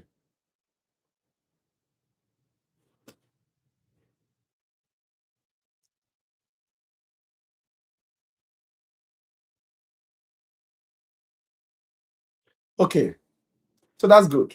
You guys are so correct. The answer is the density of different water states. All right, ice and water. Ice is less dense than water. You understand? Uh-huh. So because of that, when there is ice, the water is underneath it. Assuming ice is denser than water, right? As we just sink down inwards.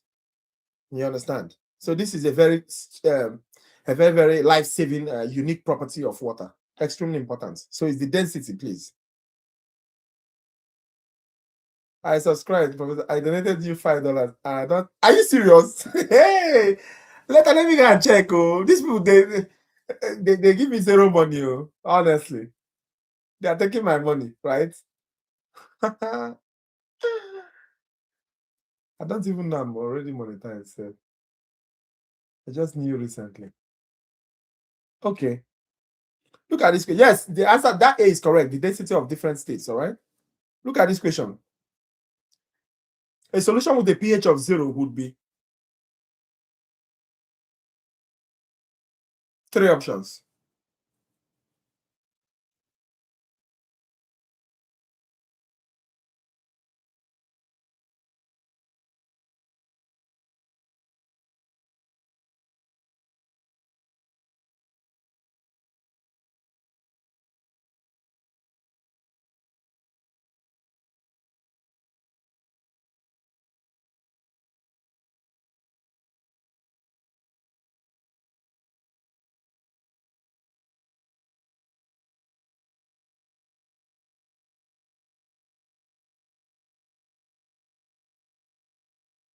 Okay, you guys are so correct. The answer is C. All right, it will be highly acidic.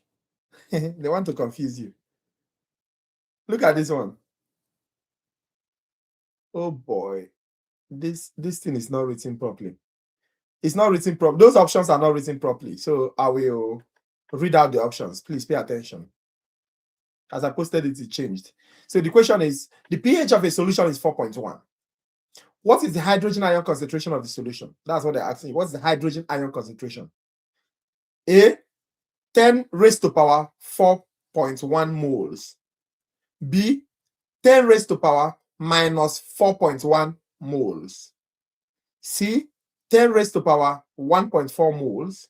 D, 10 raised to power minus 1.4 moles. What's the answer?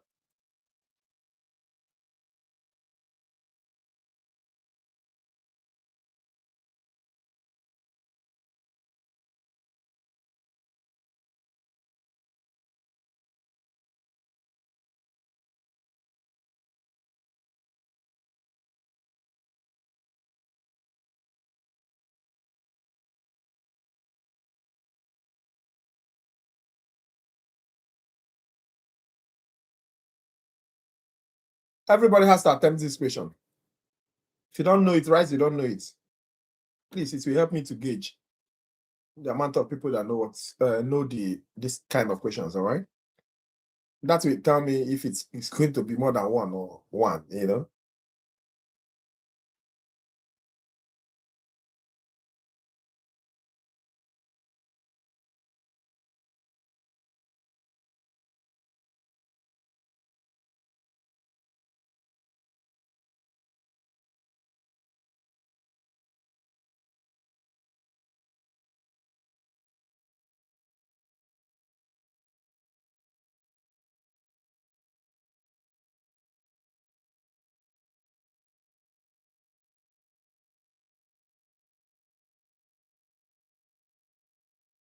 And also, I forgot to mention that the normal blood pH is 7.35 to 7.45. You should remember this. Normal blood pH. All right. When it is greater than 7.35, it's acidic, acidosis. When it's less than 7.35, rather, it's acidosis. When the pH is greater than 7.45, it's alkalosis. So the window is between 7.35 and 7.45. All right. So that's the window. So when you are giving IV fluids, you should know what you are giving to a patient. All right. Yes, the answer to that question is B. I don't know if you guys remember this particular equation. Do you remember this equation? pH is equals to the negative logarithm of hydrogen. All right. So here they're asking you what is the concentration of the solution? Hydrogen ion concentration. What's the hydrogen ion concentration of the solution? So what do? You are bringing out this hydrogen ion and making it the subject of formula. And when you make it the subject of formula, what do you have? When you make that hydrogen ion the subject of formula, you have something like this. Let me show you. You have something like this, you see? So the normal formula is pH is equals to negative logarithm of hydrogen. All right. Now, if you make they give you hydrogen concentration, so what you need to do is this is hydrogen equals to what 10 raised to power minus that pH they gave you, and in this equation they gave you 4.1. So 10 raised to power minus what 4.1, right? I think they gave you 4.1, right? Yes, 10 raised to power minus 4.1. So that's how we got the answer, guys. So the answer is B with all your hearts and all your chest.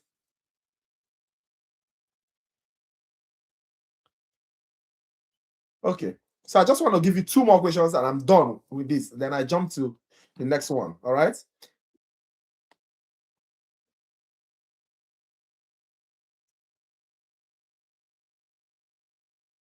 So this is the question.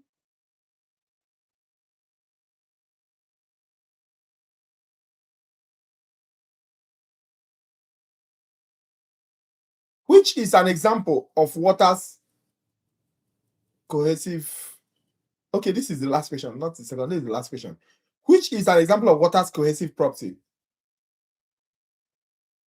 Which is an example of water's cohesive property?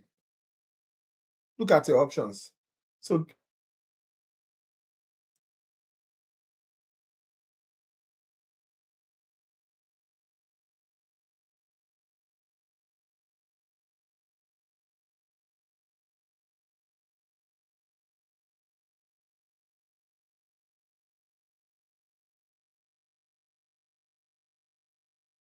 7.35 to 7.45. If it's less than 7.35, that's acidosis. Greater than 7.45, alkalosis.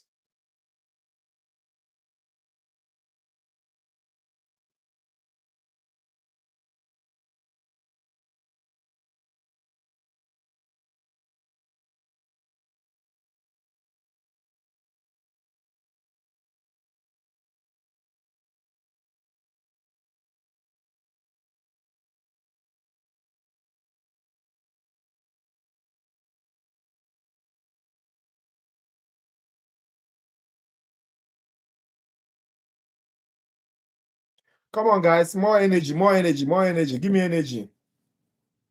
We need to hurry up. The time is already against us.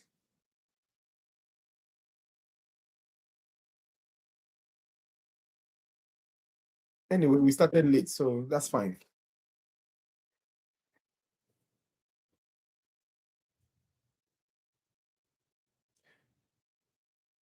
More than the what other? Okay, yeah. So the cohesive, the answer is what? C.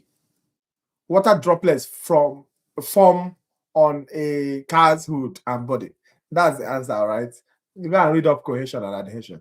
Okay, guys, I'm jumping to the next phase now.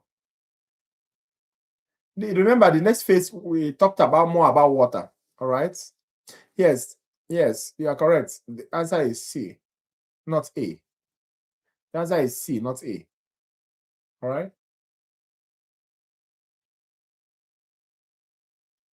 So let's answer these questions quickly. If you can be faster, then we finish this thing faster. All right. I'm going to give you, for this particular second exam review, I'll give you roughly around 15 questions for a review, or maybe 15 or thereabout. But you need to answer. If you guys answer faster, then maybe I can give you more. This, look at the question there. The weak base ethylamine is added to a solution. How will the pH of the solution be affected? It's almost the same thing with the other one.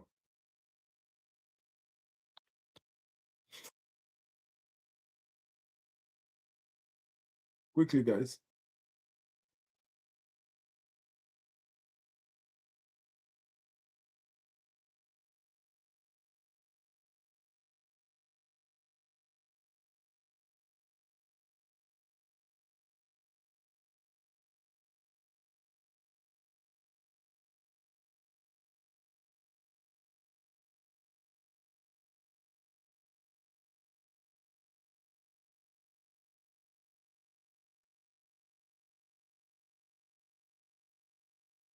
Come on, guys. Come on, come on, guys. We need to finish up quickly.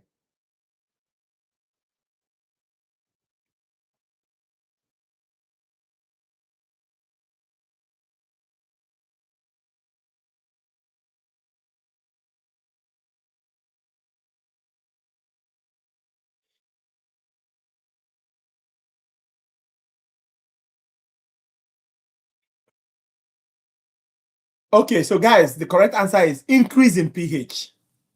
They told you weak base, whether it's weak base or big base, it will increase pH. Increase in pH is acidity, alkalinity. All right, that's base. All right, they told you, they just put that weak there to confuse a lot of people. It can't stay the same. How can it stay the same? Okay, please, the answer is D, increase in pH. All right, don't let them confuse you with all those little words.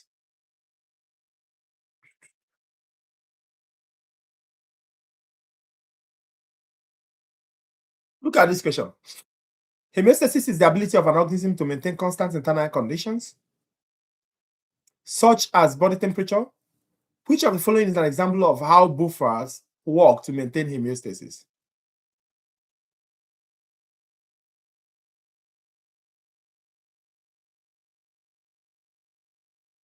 I'll give you options.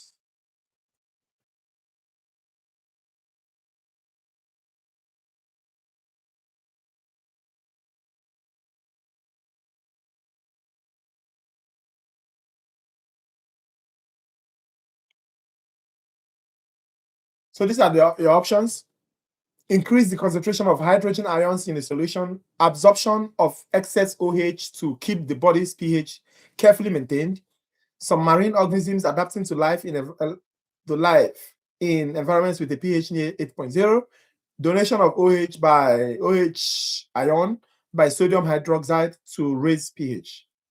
What's your answer?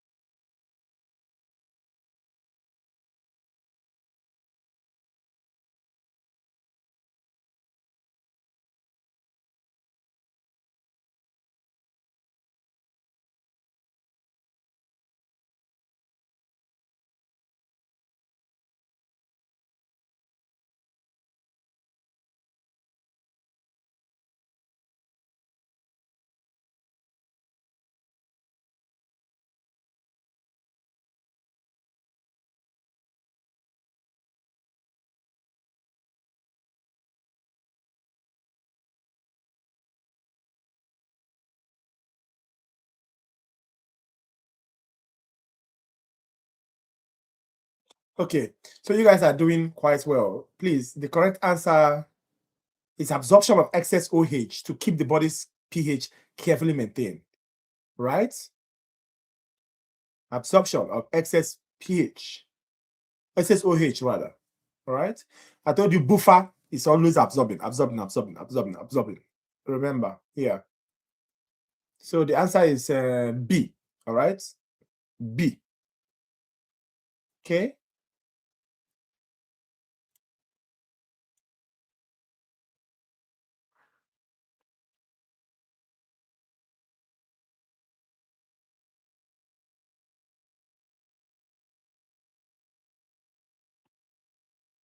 Look at this question. Which of the following is a property of water that is critical to maintaining life? Oh, we discussed this question before. Okay. Did we discuss this question before? Yes, but this is a different option. Did we? I think we discussed this question before.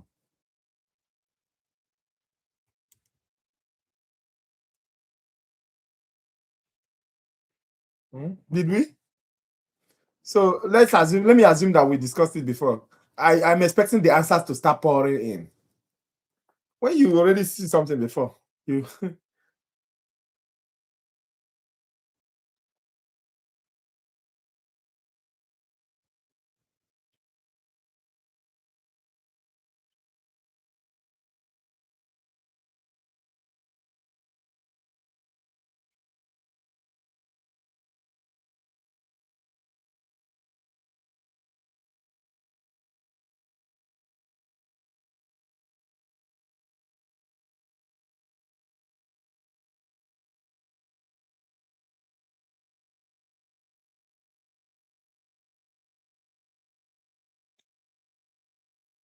So you guys have to be answering faster because I just got a message now. The Spectrum, they want to do servicing, so they will be disconnecting the network, and I'm using Spectrum. So anytime you stop seeing me, that's know that it has dissociated. It has, did I say dissociated? Know that the network has dissociated. So yes, the answer is dissociation into ions. All right, that's the correct answer. Dissociation into ions is which one? Is the property of the dissociation into ions is C. Guys, the answer is C.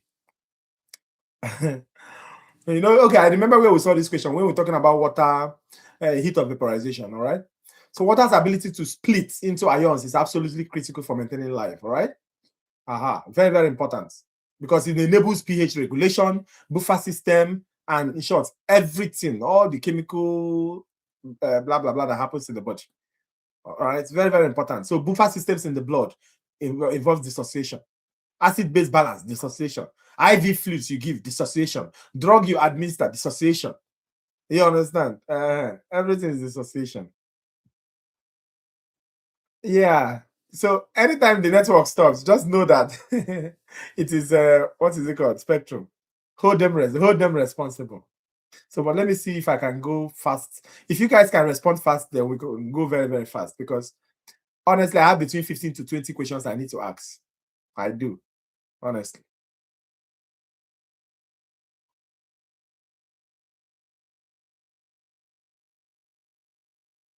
And we are just in number 3. Hey,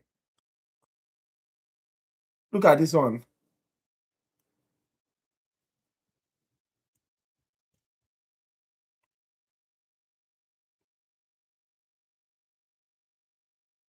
Which of the following features contributes to water being an excellent solvent? Which one? Quickly, guys, quickly.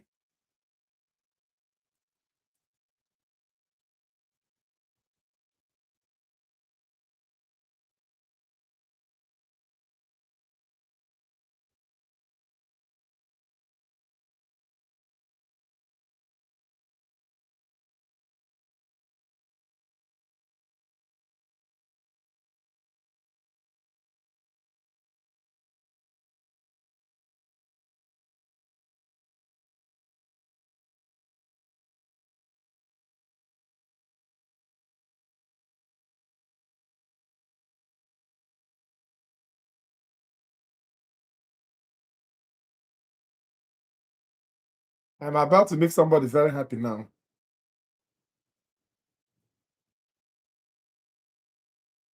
It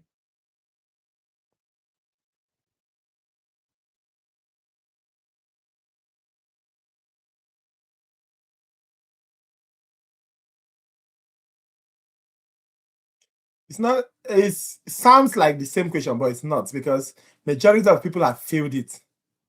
Sure, as I'm looking now, everybody that attempted this question is just 3 people that got the answer. Right. And you are saying I'm repeating question. If I'm repeating question, then people should be getting it now. Do you understand?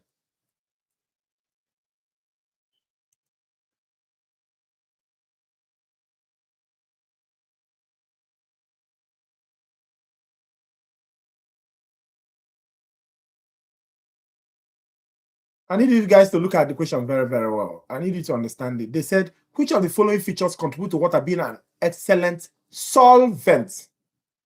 An excellent solvent. You understand? An excellent solvent.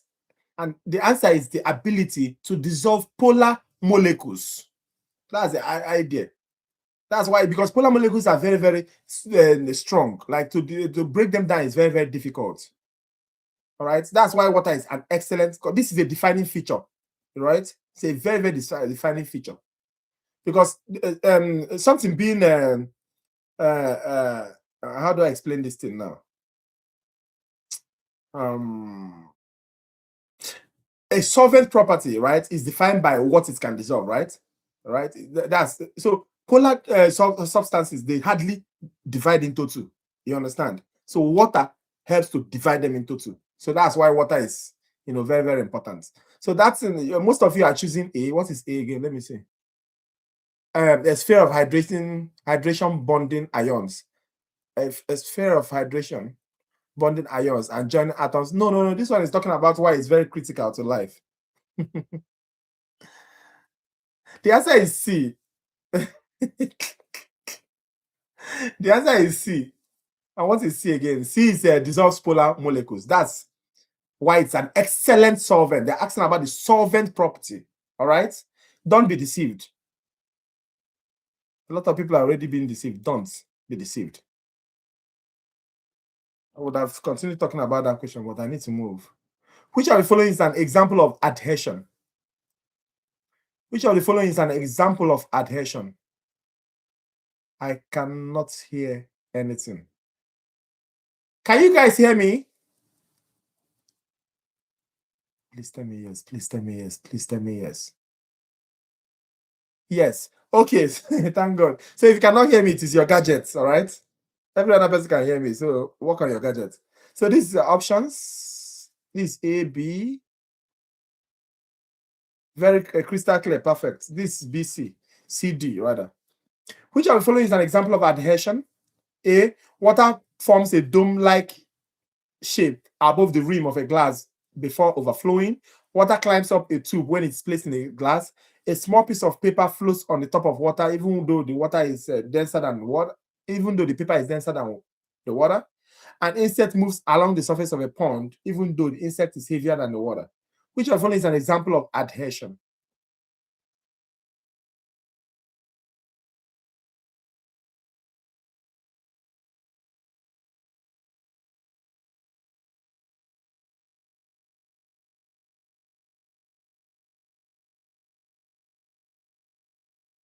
Quickly, guys, quickly. If we move faster, I think it's 11:30 or 12. I hope it's not 11:30. Quickly. Okay, so some people are still lagging behind. I'll just tell you. The answer is small piece of see, water climbs up. The answer is B, capillary action. Water climbs up the tube when it is placed in a glass. All right. Remember adhesion, it holds glass, holds other substances. Water holding other substances. So please, the answer is B, not A. The answer is B, not A. All right. Oh, Jesus. So look at this question. Yes, the water is B, not A. Look at this question. What listed property of water best explains the following scenario? Let me give you the scenario before you create your own scenario by yourself. Look at the scenario. You are on the beach on a very hot summer day. You walk on the sand to find that it burns your feet. You run to the ocean to cool them off in the waves. This question is very tricky. So look at the options, guys. What's the listed property of water?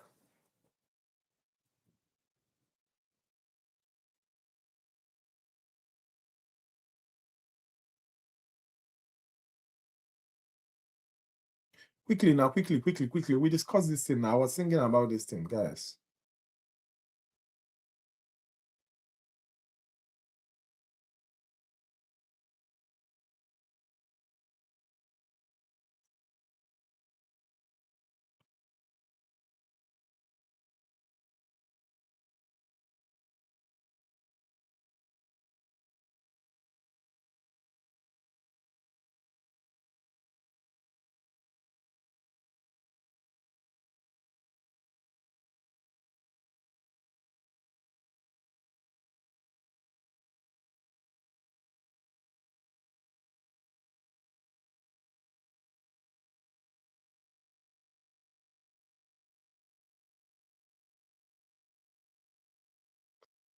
Oh boy, you guys are slowing down.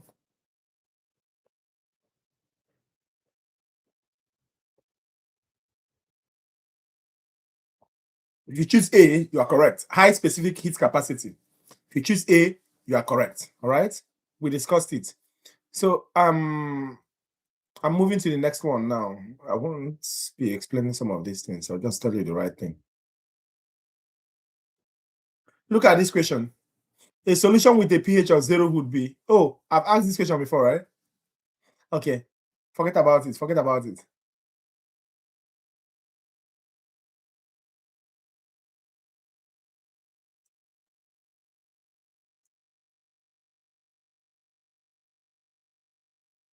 I've asked that particular question before.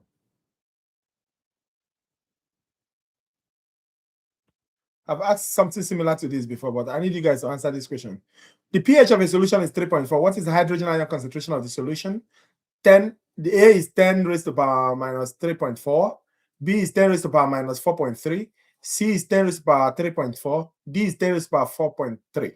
Answer.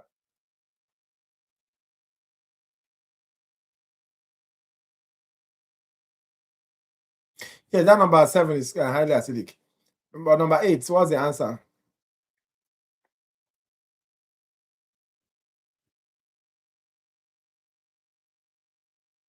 Quickly, guys.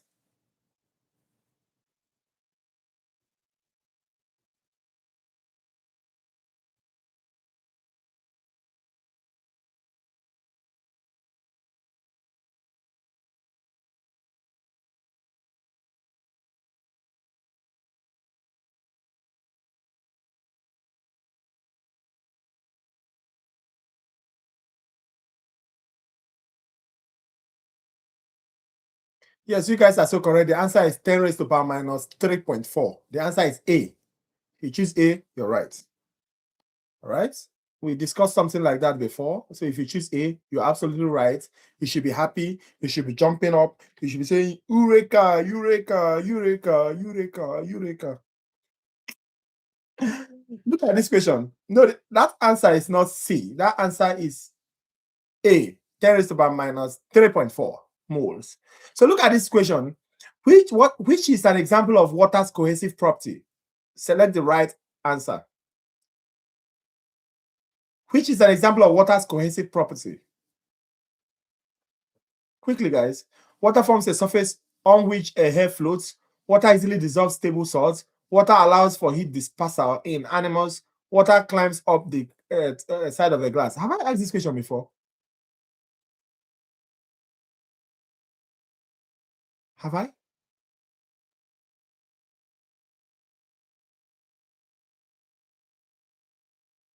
Okay, if I have asked it before, then everybody should get the answer. So you people should tell me the answer. What is the answer?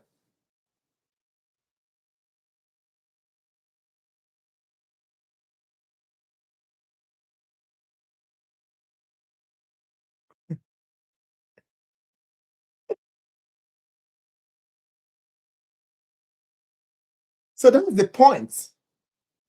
When you see a question, don't say, oh, I've asked it before. Look at that question. There may be a reason why that question is repeated, and it's repeated to catch you. If you choose A, you are correct. But you see the point? Every time you people tell me, I've asked this question before, everybody fails the answer.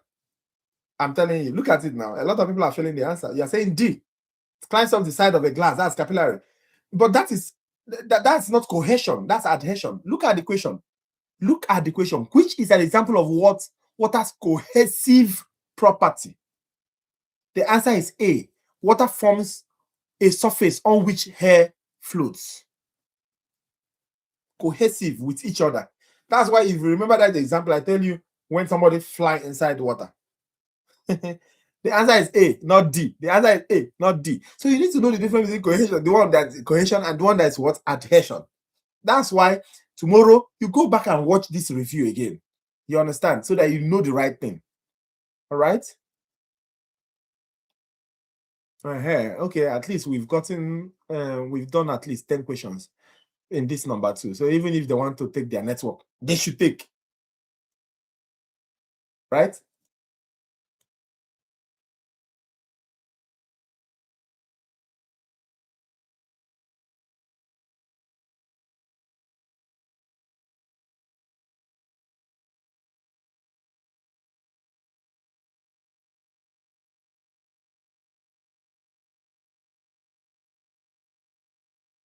Okay.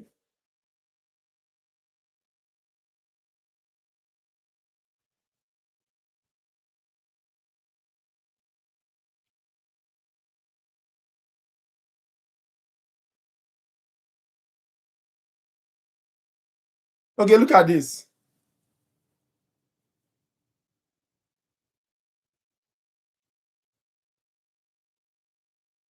Let's go, guys. Let's go.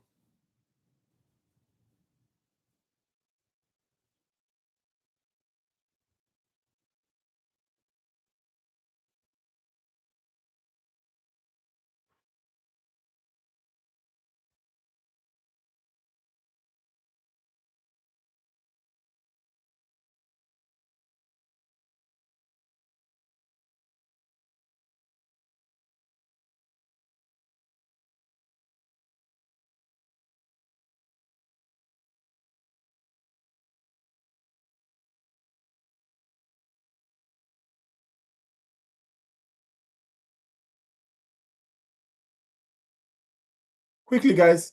Why is water an excellent solvent? Select the correct answer. It's polar, so other polar molecules can dissolve within it. Why? You see, they're asking you the same question in different formats. Remember that number 2.2 is more about water. That's why they're asking a lot of questions on water.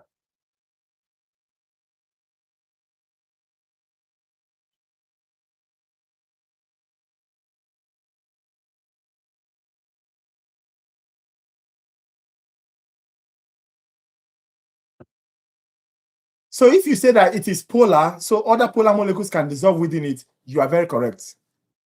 That's A. Yes, that's A. You are very, very correct. All right. So the answer to that question is A, guys. The answer to that question is A. It's polar, so other polar molecules can dissolve on it. So you see, it's almost the same question with the other one, but they gave different options. So look at this question, guys, quickly.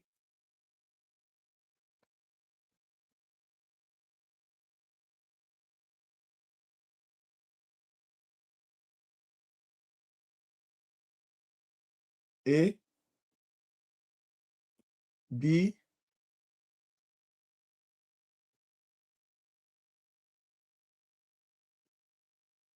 C, D.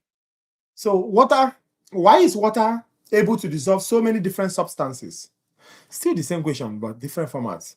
Water forms hydrogen bonds with other polar molecules, making it easier for these molecules to dissolve.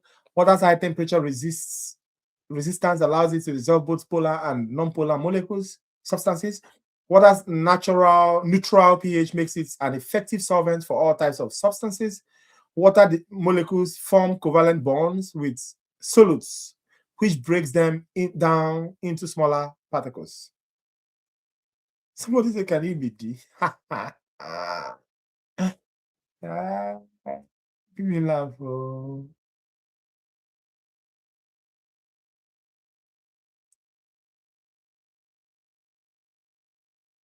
See the same answer, different formats.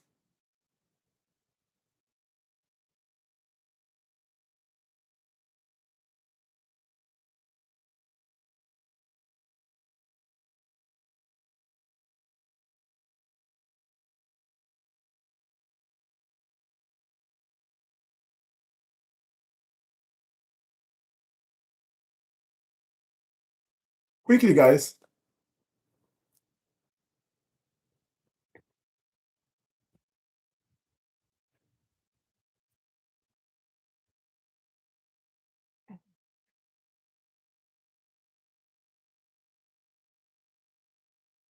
For the previous question, what was the previous question again?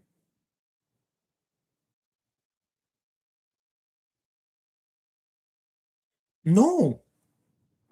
It actually allows ionic compounds to dissociate. Dissociation is high. So that question is contradicting that option is contradictory.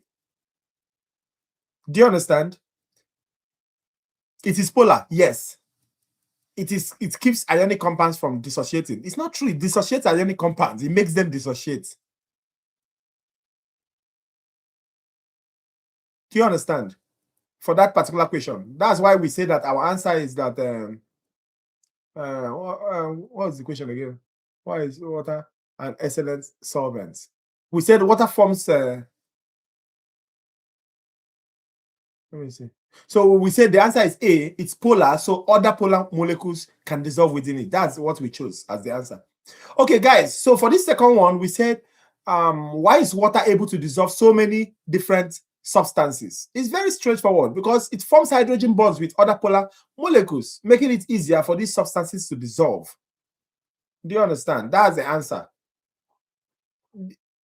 This one is also A. Yes, I am right. I am right. Okay, so look at this.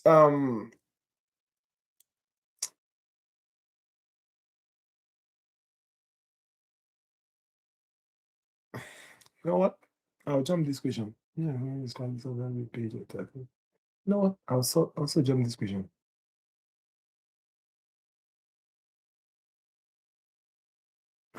Okay.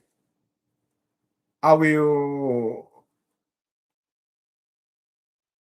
share something with you guys now. I have very few questions to go, so let's bear with me.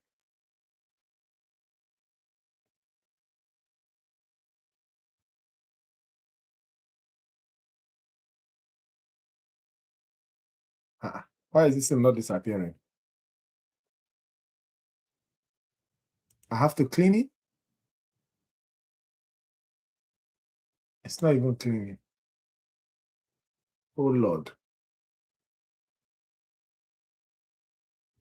You know what? I'll just go to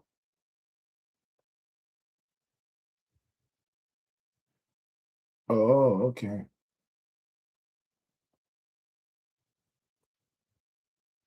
You know what? I don't have time for this. I just want to let me post what I want to post. I don't have time for that thing now.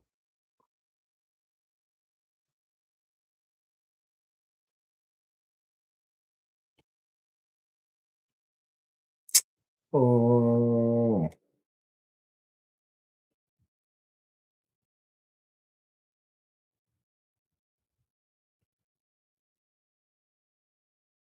But can you people see this thing?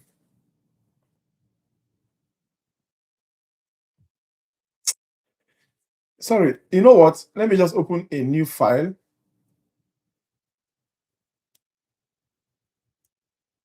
And file.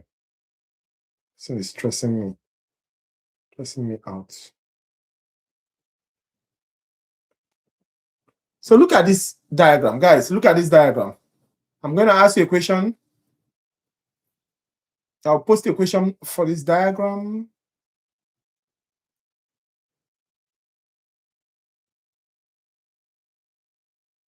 So it's now lagging so much.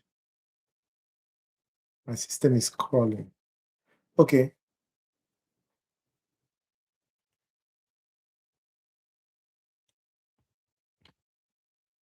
So look at this question. Which state of matter is represented by number 2? Which state of matter is represented by number 2? Options: A, liquid; B, plasma; C, gaseous; D, solid. Quickly, guys. It's very straightforward. So don't even need to stress yourself much.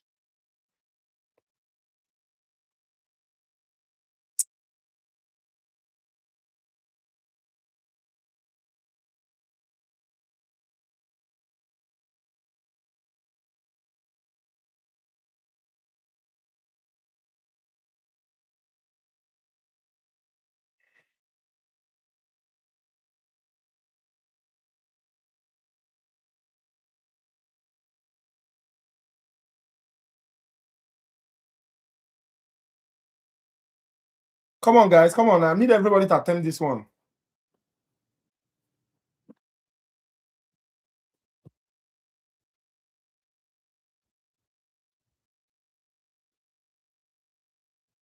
Ah.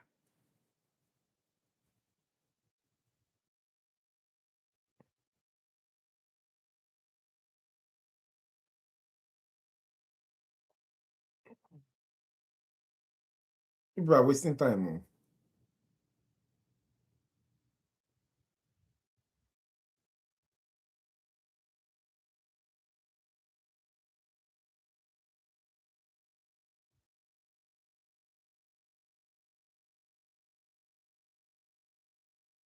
I need more people.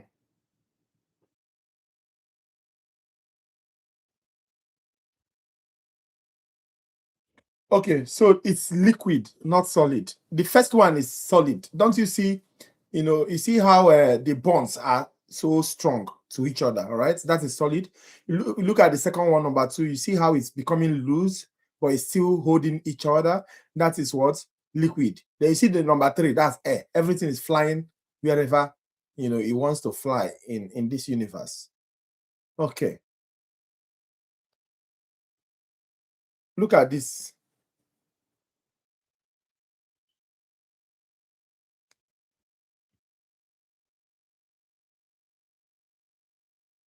The question is,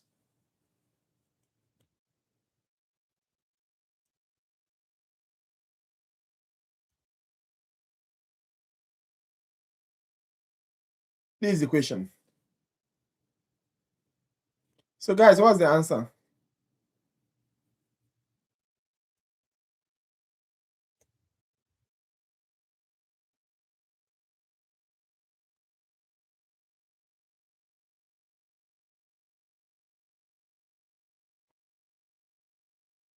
I expect everybody to make this attempt. What's the answer?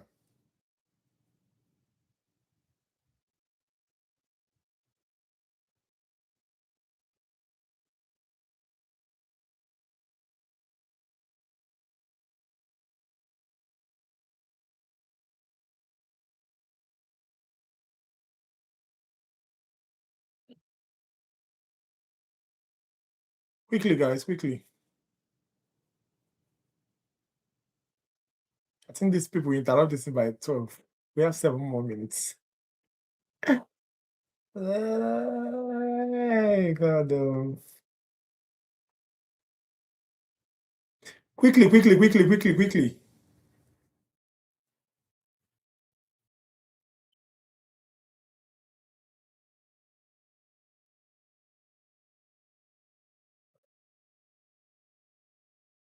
Yes, you guys are so correct. The answer is carbonyl.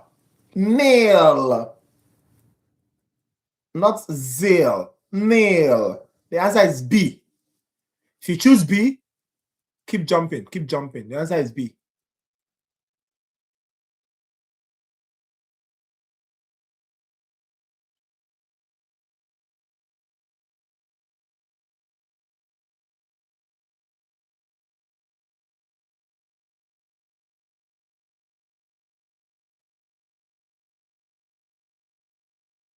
There is we discussed fatty acid, right? And we discussed glucose. That's on chapter 1. Did I review chapter 1 with you? Or didn't I? I know we discussed fatty acid and we discussed this thing.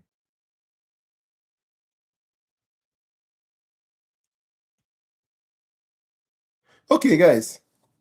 Yes, the answer is carbonyl. That's B, all right? Look at this question. So I'm going to remove this sharing. So look at this question, guys. Everybody.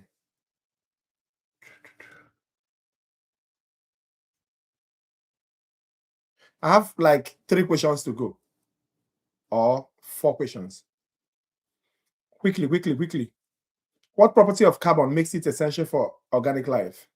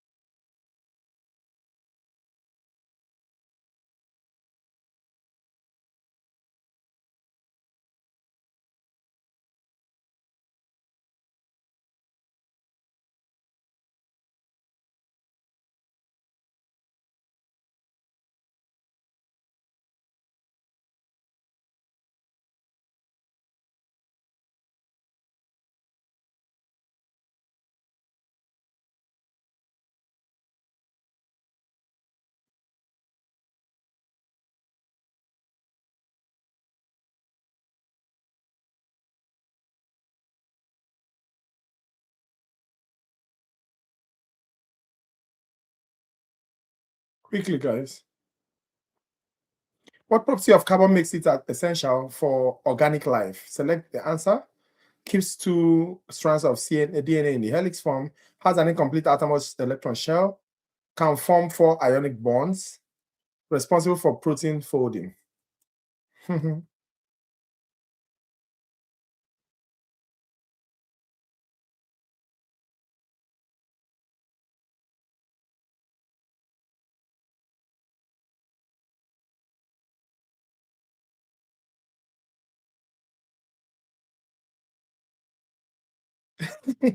Somebody's asking me, is it B?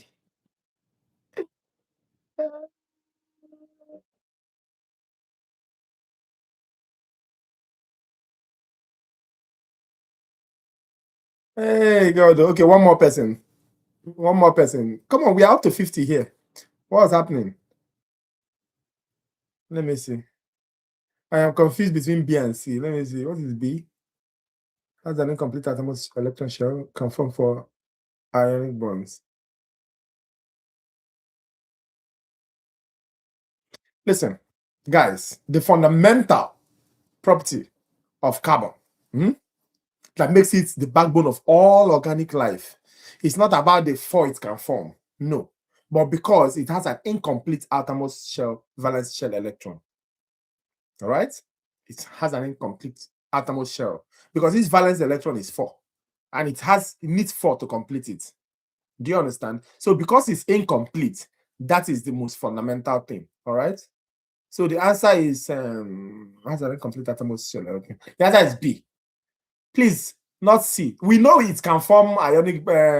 It can, and please, it does not ionic bonds.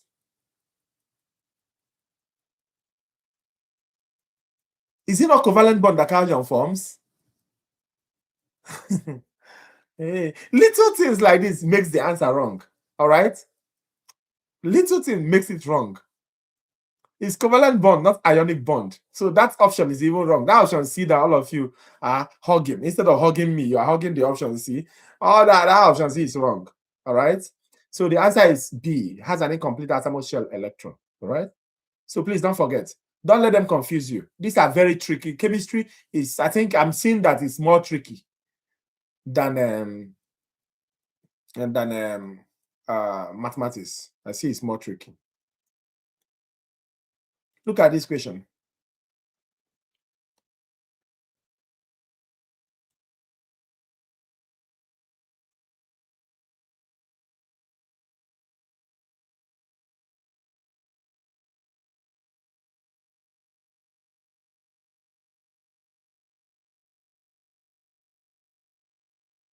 Look at this question.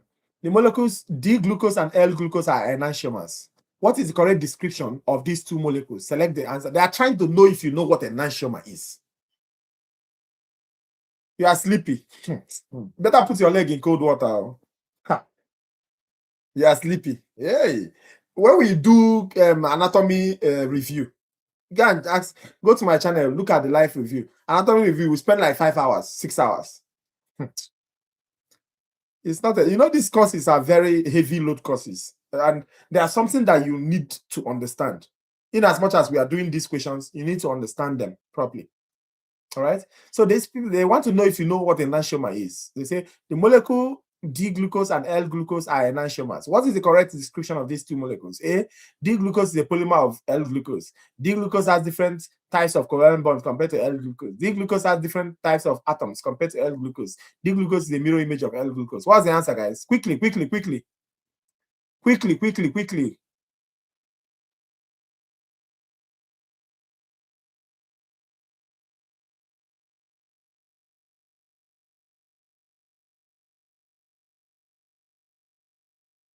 Yes, bucket of ice. Perfect. Huh?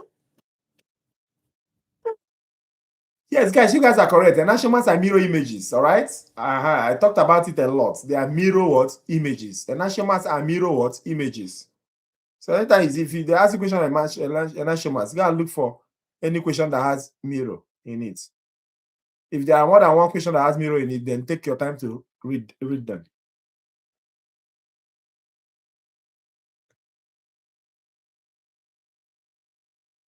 So look at this. What is the characteristic of fatty acids that make up a trans-unsaturated fat? Select the right answer. A, packed together tightly enough to form solids at room temperature, blah, blah, blah. So what's the answer, guys?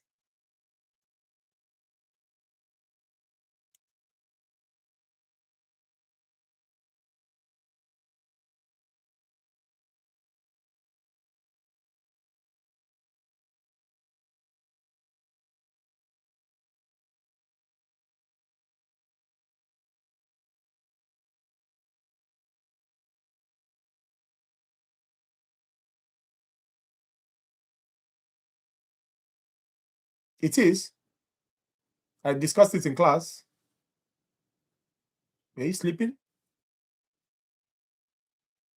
The main question on fat and this thing will be in the next this thing. So, but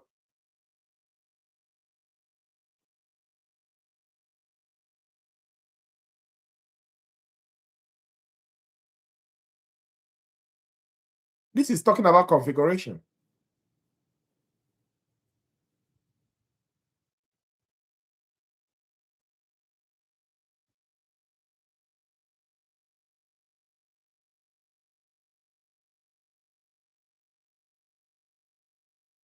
I will.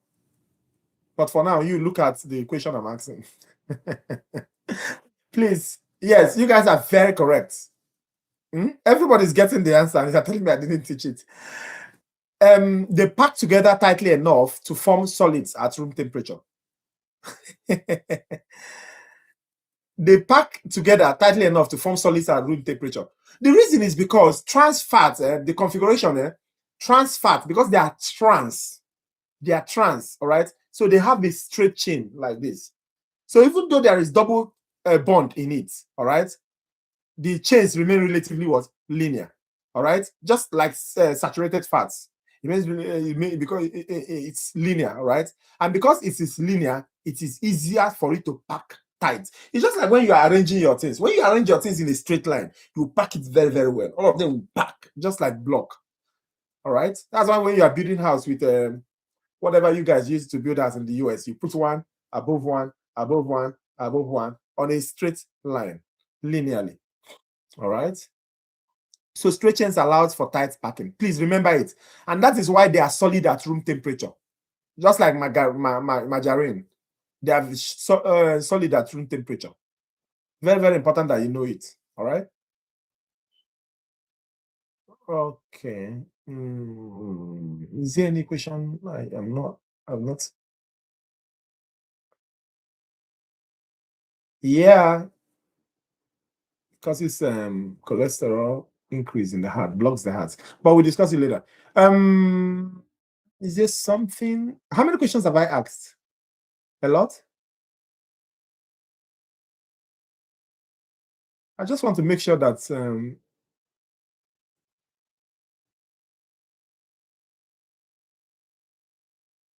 mm,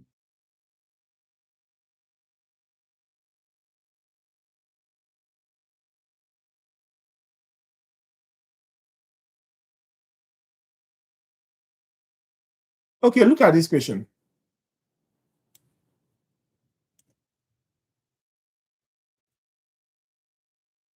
No, I'm talking about this section 2 that I was discussing. Okay, but that's fine. That's fine. Look at this question, guys.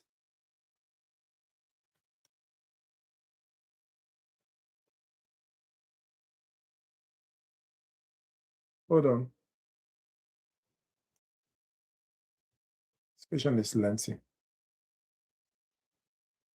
I can't copy everything. So that's the completion of the question.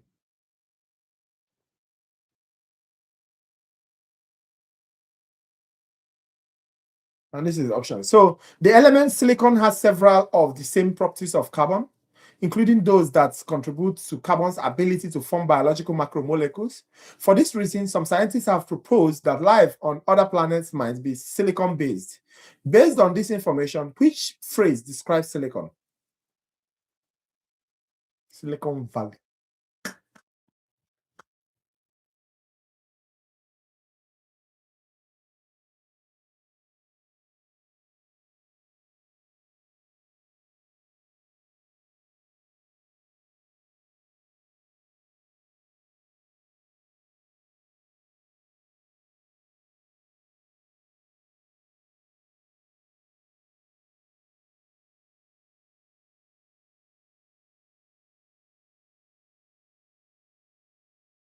Quickly, guys, quickly.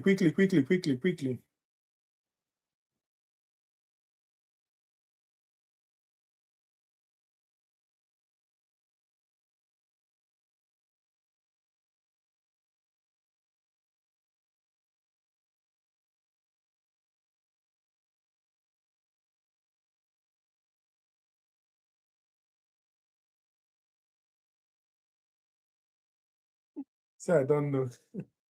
That's fair. That's nice. I like the fact that you wrote it. Some people are just there looking and waiting for me to tell them the answer. So, guys, if you look at this very well, all right, they are talking about carbon and silicon. They're telling you, oh, carbon has something. You understand? Carbon has something that makes it have the ability to form biological macromolecules. So the question is, why does carbon form biological macromolecules? Because it has what? Valence electrons, right? Incomplete valence electron. And why does it have incomplete? And because it has incomplete valence electron, it can bind to other atoms. How many atoms can it bind to? Almost up to 4. 4 of them. You understand? So they now tell you that, oh, silicon resembles carbon. So what quality of silicon are they talking about? Of carbon are they talking about? They're talking about that quality of having 4 atoms. You understand? It can bind to at a time. So the answer is D. All right. I need you guys to know this. The answer is D. Can bind to 4 atoms at a time. All right. That's what they are talking about, because that's why carbon can form macromolecule. You understand? It can bind to this guy, bind to this guy, bind to this guy, bind to this guy. So that's macromolecule. All right. So that's where they are talking about the relationship between carbon and what? Silicon. So the answer is D. You guys are so correct. A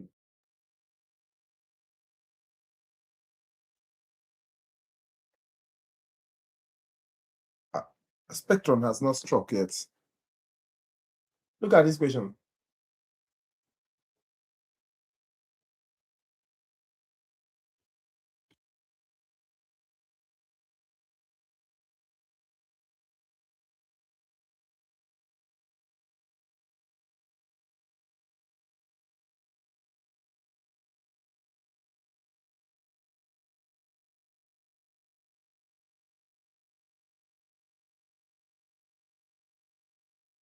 Okay. Why is the buffering system in the blood so important?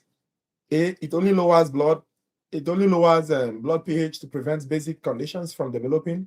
It removes all hydrogen ions from the blood, preventing any changes in pH. It keeps the blood pH within a narrow range, which is essential for enzymes and cellular processes function properly. It switches the blood between acidic and basic states depending on body needs. What's the answer, guys?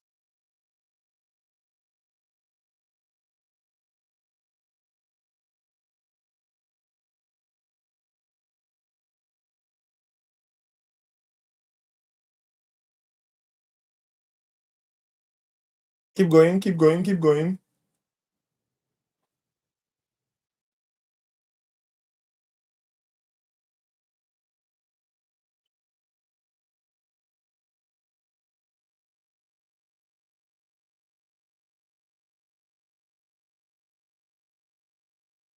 I'll ask you 2 more questions, and that will be it for the review. Yes, you guys are so correct. The answer is C. All right. You see, the window, the pH is very narrow. That's 7.35 to 7.45. I told you before, it's very narrow. So it keeps the blood pH within a narrow range, which is essential for enzymes and cellular processes to function properly. All right.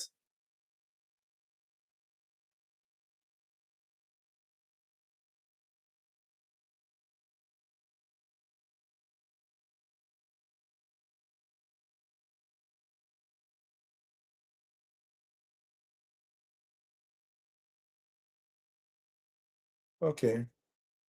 How many questions did I say I'm going to ask? 2, right? So look at this question. Which of the following is not a functional group that can bond with carbon?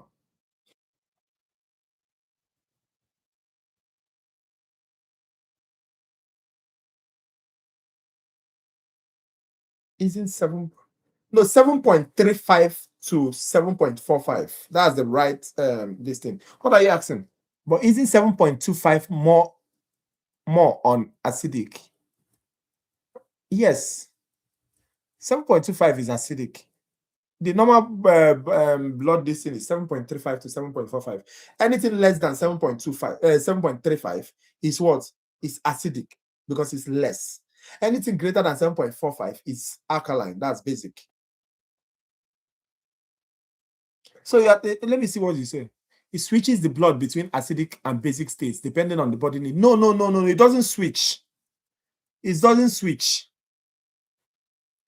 Do you understand? You know, that answer is telling you that, oh, sometimes it will make the blood acidic, sometimes make it alkaline. No, it doesn't switch it. Sometimes it make it acidic. Oh, the blood will be so acidic. Oh, sometimes it's so alkaline. No, it doesn't. All right, it doesn't. It's just have this therapeutic window, this particular window. Yes, okay. Now you get it. So, guys, what's the answer? Which of the following is not a functional group that can bind with carbon? No, not amino. The answer is iron. Well, iron is not a functional group now. These people are just trying to play with you. Okay, I'm going to ask you the last question, guys.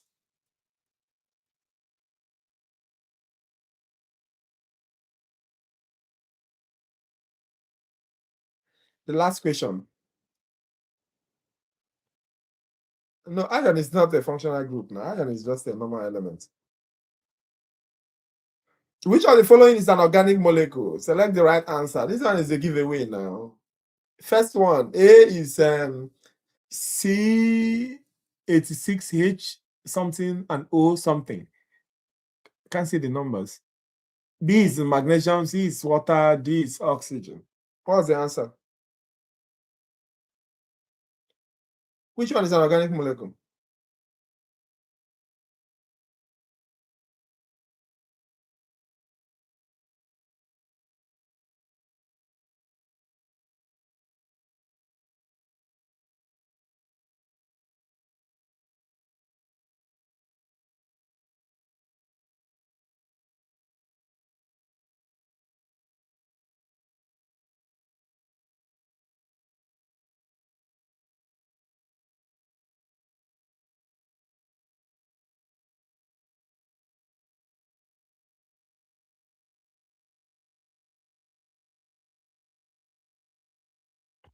Yes, the answer is A. Anything organic must have what? Carbon. That's the formula. Anything organic must have carbon. Magnesium does not have carbon.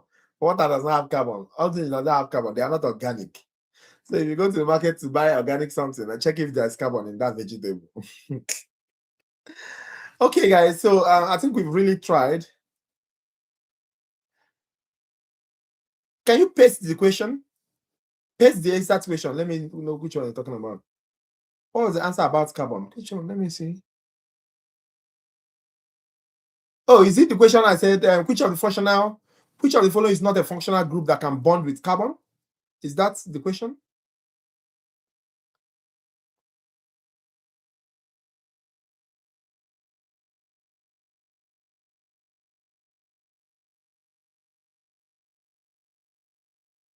If that's the question you are saying, we say iron because iron is not number one. Iron is not even a functional group.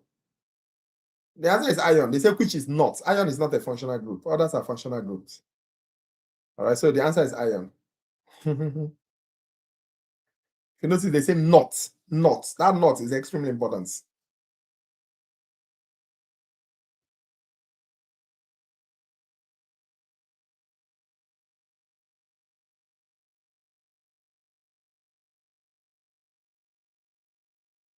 All right. So thank you guys. You guys are the best. Chemistry is not difficult. You see, when we finish now, you see that chemistry is so easy. You eat it up. You chew it. You will chew it.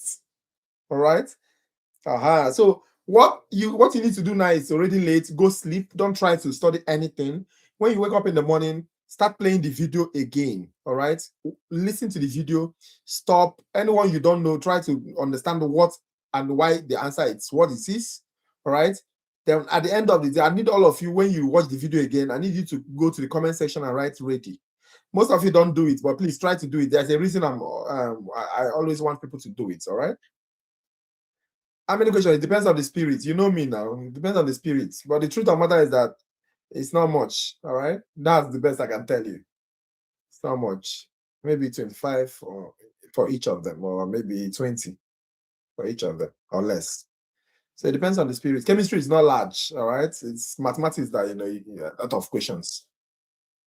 Okay, thank you guys so much. Please go and sleep. In the morning, I'm encouraging you guys, make sure you rewatch these things in the morning. If you can watch it 2 times, again, better. But for those 2 times, right, ready, all right, at the ending. And please, if you've not subscribed, try to subscribe, all right, and try to click this thumb up before you go. Thank you very much. Oh, this thing is now better. Normally, if I do like this, I see it later. I see it like 1 minute later. It's now better. So this laptop is better. Maybe I should tell them that they cancel the order I made so that I can save 2,500. Very good. Okay, guys. Have a nice night. Thank you so much. Yeah, you're welcome. Take care. Bye-bye.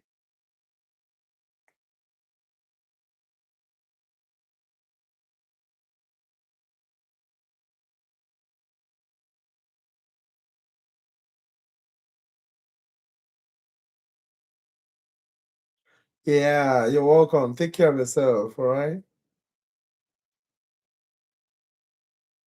Take care of yourself.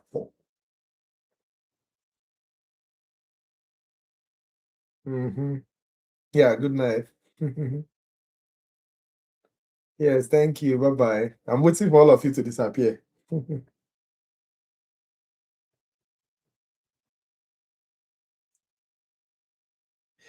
I am always. You know me now.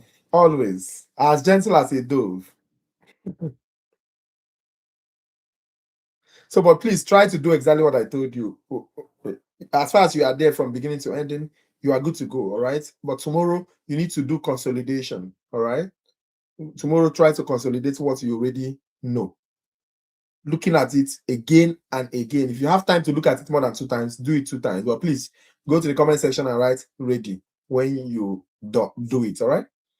Okay, see you guys later. Take care of yourself. I have to go crash now because I had a very stressful day. We spent 2 hours 45 minutes. That's a lot, right?